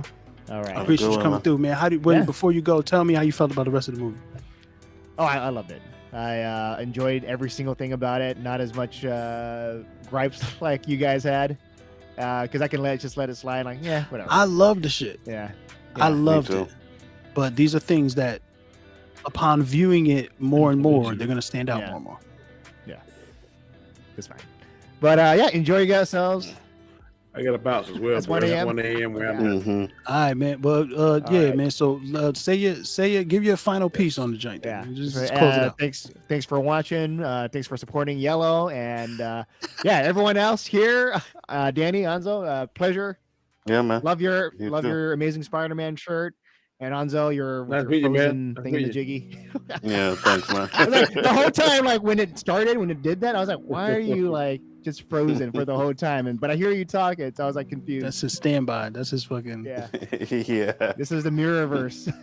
But yeah. All right. So, all right, man. Peace, man. Thanks for Peace. coming on. Danny, same thing, man. Give me the final thoughts on the movie. With anything else that we didn't cover, you want to talk about, and then, you know what I mean? I ain't gonna keep you. Yeah, I think this movie, like I said, I really loved it. I can't say anything really negative about this. Little nitpicks. My grade is going to be an A. This guy did his thing. It made me love all 3 Spider-Man when I kind of really didn't care for 2 of them. So I really enjoyed this, man. I'm going to go see it again. I may see it another time after that because I don't feel like I'm wasting my money. That's one of the most important things I always ask myself when I leave a movie. Do I feel like I waste my money? No, man, that shit was great. I agree with you, man. Even the things I was saying, I was like, this don't make sense. This is stupid. Motherfucker, I can, for the enjoyment of the parts that I like, I don't care about that shit. Work with it. None of that shit made dying any less stressful for me. You know what I'm saying? Yeah, yep. And I really enjoyed when they were on get ready for the fight, and they were talking about, man, how your organic whales work, and you're amazing. He said, man, y'all fought aliens, man. I'm so lame. Wait. Hold on, let's go back to the. Yeah, they did though, man. They shit on them. They do when they do the quick draw. About how they make Andrew look bad. Yeah, when they do when they do the Spider-Man 1, Spider-Man 2, Spider-Man 3. Guess who's Spider-Man 3? They hit him with the lame shit. Even fucking Electro says you ain't even the shit no more, and he drops his head. They been shitting on this dude the whole movie, bro. I was like, damn, so you gonna keep blaming? I'm like, I might have to become an Andrew stan just because.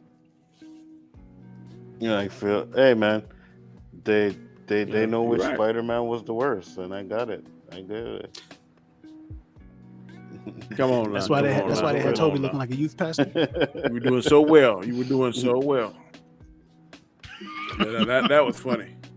And I like the. Before I go, I love when the boy got aggressive at the end, man. And that ass whipping he put on.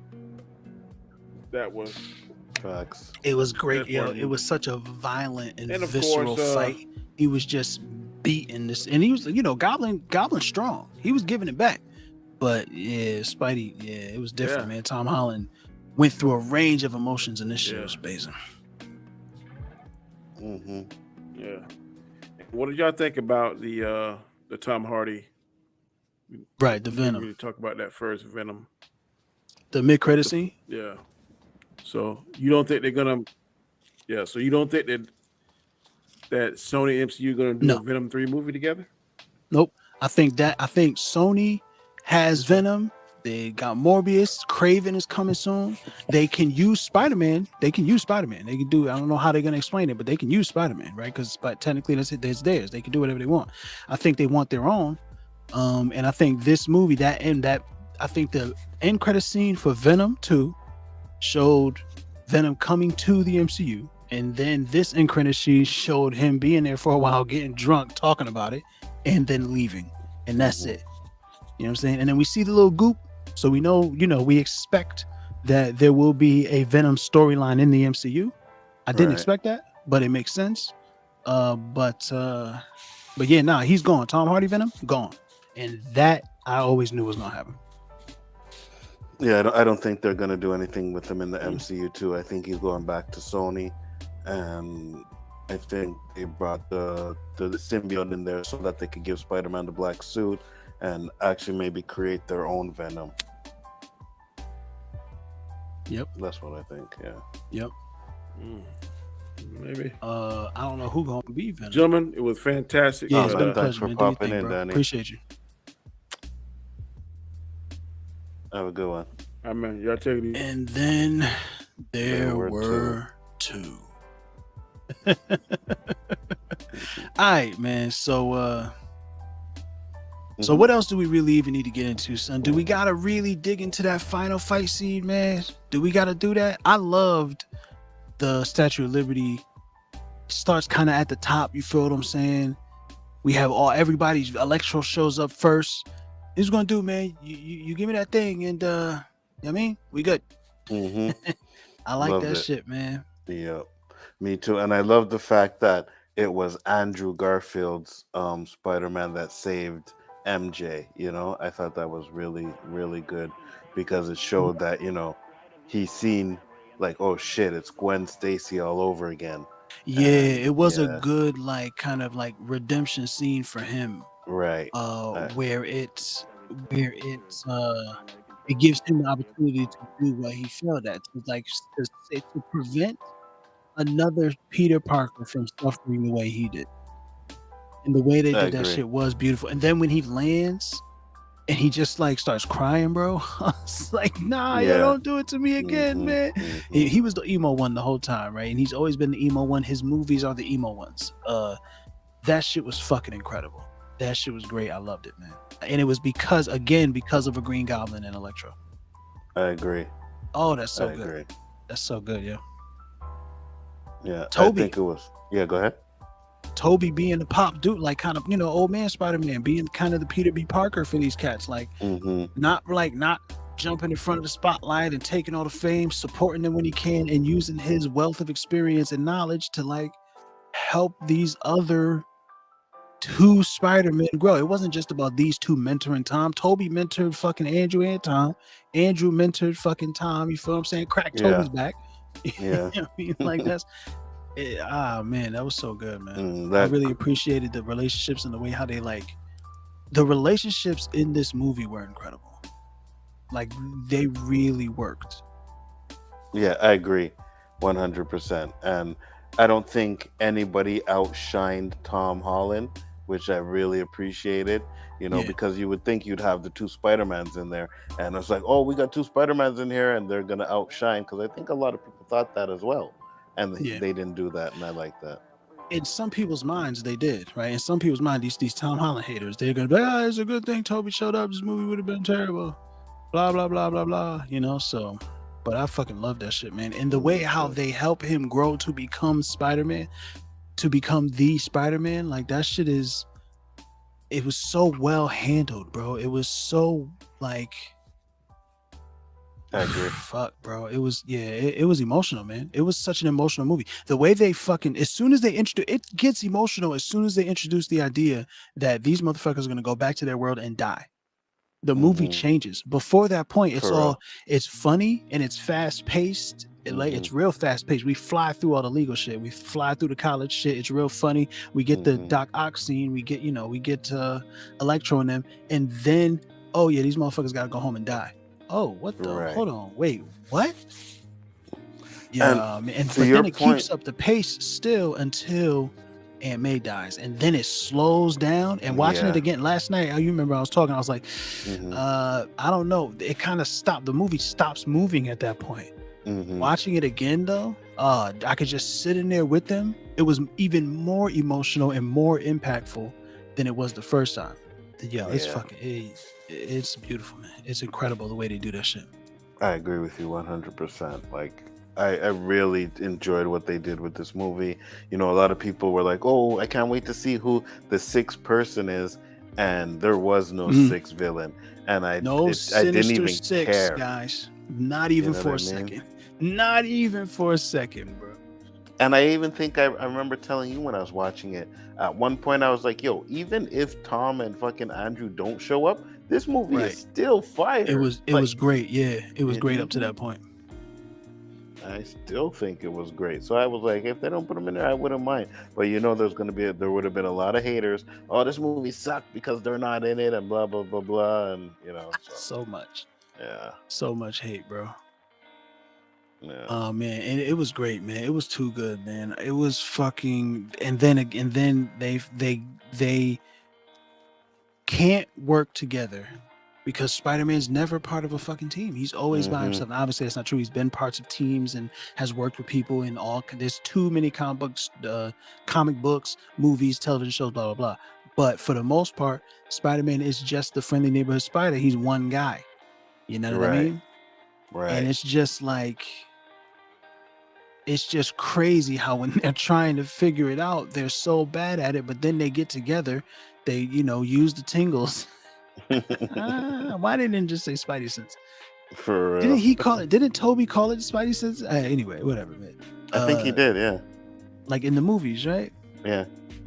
But when they figure that shit out and then they get in there and they get busy, they have that scene where they all land and drop on the crown of the fucking. So nice, yeah. Yo, bro. Because first they swing. That's fucking beautiful. They all have their own different kind of way to swing, and then they land. And obviously Tom lands first, and then they land, and they kind of like space them out, and they look good, man. And they ready for business, and they get busy, bro. And then they stash all of the fucking cures or whatever. And then Andrew and Toby are like the front lines, and Tom is playing support. They go off and they start fighting, and they're like, "Yo, man, I need this, I need things." Like, all right, I'm coming. I'm gonna get you. That shit is great, man. I love that shit. Is so good, bro. It's such an amazing climactic scene, and it's so much like superhero and comic book, and there's all kinds of CGI, but it looks good, and there's all kinds of crazy shit happening, and fucking Ned almost dies and shit, and then the end of the movie is a fucking knockdown, drag out fight between Tom Holland's Spider-Man and Willem Dafoe's Green Goblin, bro. And it's more than just the physical opponent. It's the emotional battle that Tom has to have with himself, with his rage and his anger, which I think they could have given me a little bit more of that, like giving me more instances of them showing us that he was so rageful and angry and wanted to kill this motherfucker, right? Like they said it, and they certainly showed it when they started fighting, but like before that, he seemed to still be like careful with everybody else. You know what I'm saying? Like I would like to have seen him kind of get a little bit angry when he was fighting one of the other motherfuckers as well. And then when we get to Green Goblin, we can really see him lean into that shit. But nevertheless, when he was fighting that motherfucker, it was incredible. It was great. And the fact that the other two Spider-Men stood back while he was doing it at first is really powerful, and he was just beating. He really wanted to hurt this motherfucker, man. The way he was swinging, yo, he's just yeah. It was it was so good, bro. It was 100%. And he had just had the conversation with Andrew Garfield about, and Andrew was like, I stopped pulling my punches. You feel what I'm saying? I got rageful. I got bitter. And then he was like, I don't want you to be like that, you know. Yeah. And then when he got the opportunity, all he saw was rage, and he just went at him, and he really wanted to kill him. And bro, he was gonna kill him. Oh my Yeah. god! So go ahead, man. Tell him about how it happened. Man. So how did you feel about that moment? I loved it because I actually liked the fact that it was Tobey Maguire's Spider-Man, the older, the more veteran Spider-Man, and he wasn't really as bitter as Andrews was. You know what I mean? So he was the one that went in there and saved him, and I just love that. I love that. And it's his guy, and it's his villain. It's right, Green Goblin who he couldn't save from himself the first time. Absolutely. Oh man, so good. Or Absolutely. did he disappear during that moment, and then that Tom went on for like the rest of his life, and then disappeared at a later point in time? I don't know. I don't know. Well, I think they mentioned that they all disappeared right before they were going to die, right? Because but when did did I say Tom? When did Toby? When did Peter Parker? When did the Peter Parkers leave? Because they all apparently left after their right. Because Andrew said he left after Gwen died, and he stopped pulling his punches and got rageful and was bitter. So he had enough time after that to go and fight more crime and be like real serious, like angry Spider-Man. And Toby said he had been thinking about a cure for Goblin for a long time. So maybe Goblin left, but then Toby was still there and then still was Spider-Man for years, right? And figured it got his relationship with Mary Jane right, you know, and all of that stuff, but was still in the back of his mind working on a Goblin. I don't know. I don't think it really matters that much, but that's an interesting thing, I think. And if that is the case, that's a important attention to detail that they paid that I think really, really pays off. You know what I mean? I agree 100%. 100%. Because you're absolutely right. It's like, okay, so he disappears right before he dies. So that means that these Spider-Men still went on and lived their lives and fought the villains. But wouldn't it be I would say, wouldn't it be kind of strange that Toby was about to, you know, kill Goblin, then he disappears. Then in the second one, right before Doc Ock dies, he disappears too in front of his eyes. Yo, where the fuck? Oh my goddamn! Right. Right. Yeah, that'd be weird as fuck. That'd be real as fuck. Yeah, but it's well done, and the story makes sense to me. Like you said, there are the little things that are in there that are like, but it doesn't take away from the movie. And no movie's perfect. You know what I mean? Yeah, because or very few. They really lean into the comic book, like superhero, almost like Saturday morning cartoon kind of vibe, but then they hit you with the real emotional stakes. That it's such a it works so well that it completely overshadows the fact that they have a magic box that can do whatever you need it to do. You know what I'm saying? Or the fact that in a fucking high school chemistry lab, they had everything that they needed to create these never before seen cures for these never before seen problems. You know what I'm saying? Although they did have the blueprint for it because they had already started to create and stuff like that and whatever. And apparently they have been thinking about it for a long time, blah, blah, blah, whatever. But there's a lot of conveniences. Ned can fucking just portal whenever he wants. There's a lot of shit that they're just like, don't think about it too much. Just have fun. But the fun is so much fun. And the emotional stakes are so fucking high. It completely overshadows that shit. And I think it's fucking great. Man. I agree. If you gotta rank it, if you have that end fight, bro, he's just beating the fuck out of goblins. Goblins talking his shit. Oh man, bro, it's so good. It's so incredibly good. Right, and like we were on the stream last night when the dude was like, "Oh, you know that fight with Goblin and Toby Spider-Man? I've never seen anything like that." And he was like, "I don't think they're gonna do anything like that in this movie." I'm like, "Yeah, they did. They did. It was intense. You felt Toby's anger at that moment, and you understood Tom's. Yeah, sorry. and One you of these T understood, motherfuckers. right? And you understood that he actually like really wanted to kill this dude, you know? Philosophical Pickle in here pointing out some bad stuff in the movie. Point out something good, Pickle. Take your time. What's he I saying? know I it's hard can't for see. you. He's and he's right. It was such a missed opportunity to have Toby not say a single word to Green Goblin, his arch nemesis. I mean, he was the first bad guy that died, so I don't know, or disappeared if continuity is a thing. Didn't fight him or say anything to him. There are a few oversights like this in the film. I He's don't only have his an arch issue with nemesis that. if you have comic book or cartoon lore to go off of. In the movies that they had, he was just a villain of the week. Villain of the week, yeah. He's not really Another an problem with arch-nemesis. the Sam Raimi parody of comic book movies. There you go. I mean, you can say some things about it if you want to, like, nitpick and stuff like that. I get it. Yeah, we've but been doing it the whole stream. yeah, I overall, have. the movie's great. You know what I'm saying? It's so good. If you got to rank it, where do you rank it, man? What do you say? For Give me a right number, now, a it's letter, whatever, however you do it. I'll give it a 9 out of 10, man. Easy 9 out of 10. Absolutely. 9.5. 9.5, yeah. Way more fun than it is like, don't think about it too much. It's way more fun than it is hand wavy. It's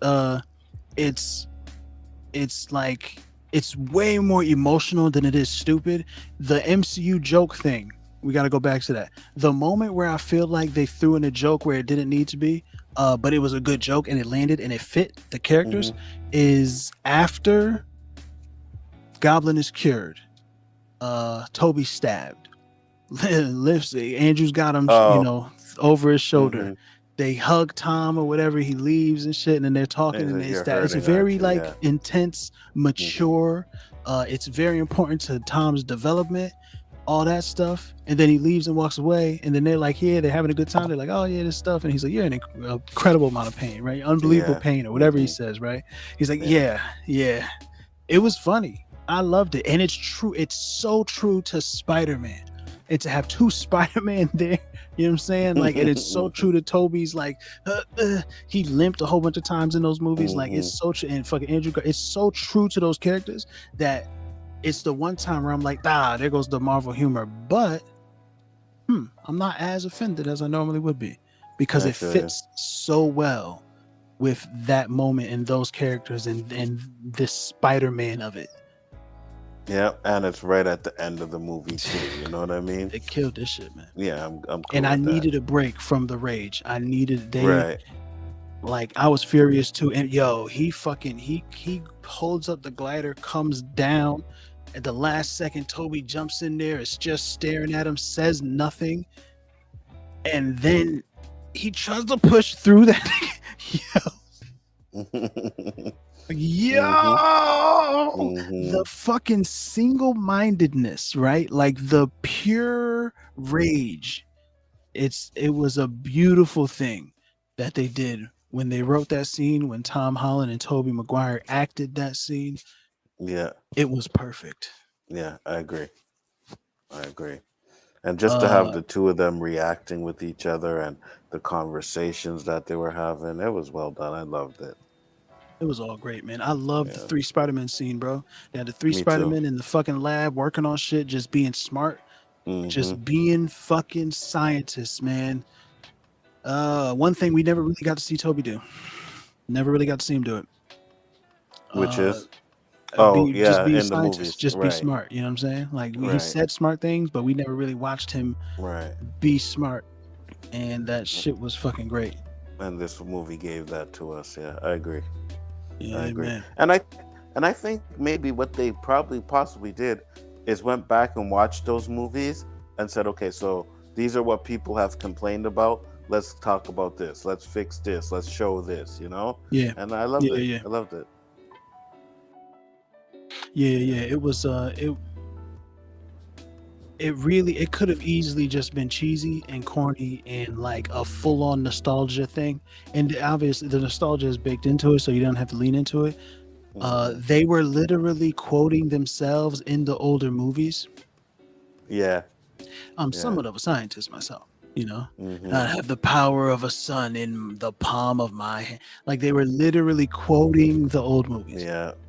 And that was a little bit like you're leading into the cheese a little too hard here, but it's it still worked. It still felt fine. But overall, the way they tell a real honest and effective story of this man, this boy with powers, this fucking super powered teenage kid becoming Spider-Man. I agree. It was almost perfect. It was almost perfect, and they handled the emotion so well, man. I still am crushed by Aunt May dying and MJ and Ned finding Peter on the roof and just immediately hugging him. Yeah, I agree. And then at the end, it all comes full circle when they have completely forgotten him. And he lost everything. Like he lost everything. Single thing. Yeah, he lost everything. They took it all away from him. Real stakes, bro. Real fucking stake. You don't just have to. I love when you kill characters we care about if you kill them in an effective and satisfying way. That's not the only way that you can introduce stakes, bro. There's a lot of ways. And this is comic book is shit. Everybody forgets who you are. Comic book is shit, but so effective. And it's so true to Spider-Man. Spider-Man's story has always been about self-sacrifice. It's fucking incredible, man. And I loved it. I agree. Me too. They did so good in this. That's why I said, like I was telling Danny, we were giving our grades, and I said, I give Infinity War an A+. So I was like, I can't really give this one an A+ too, because I don't think it's as good as Infinity War. All right, I guess. But if there's something between A and A+, that's what it is. 1A, 1B, you could say. Basically.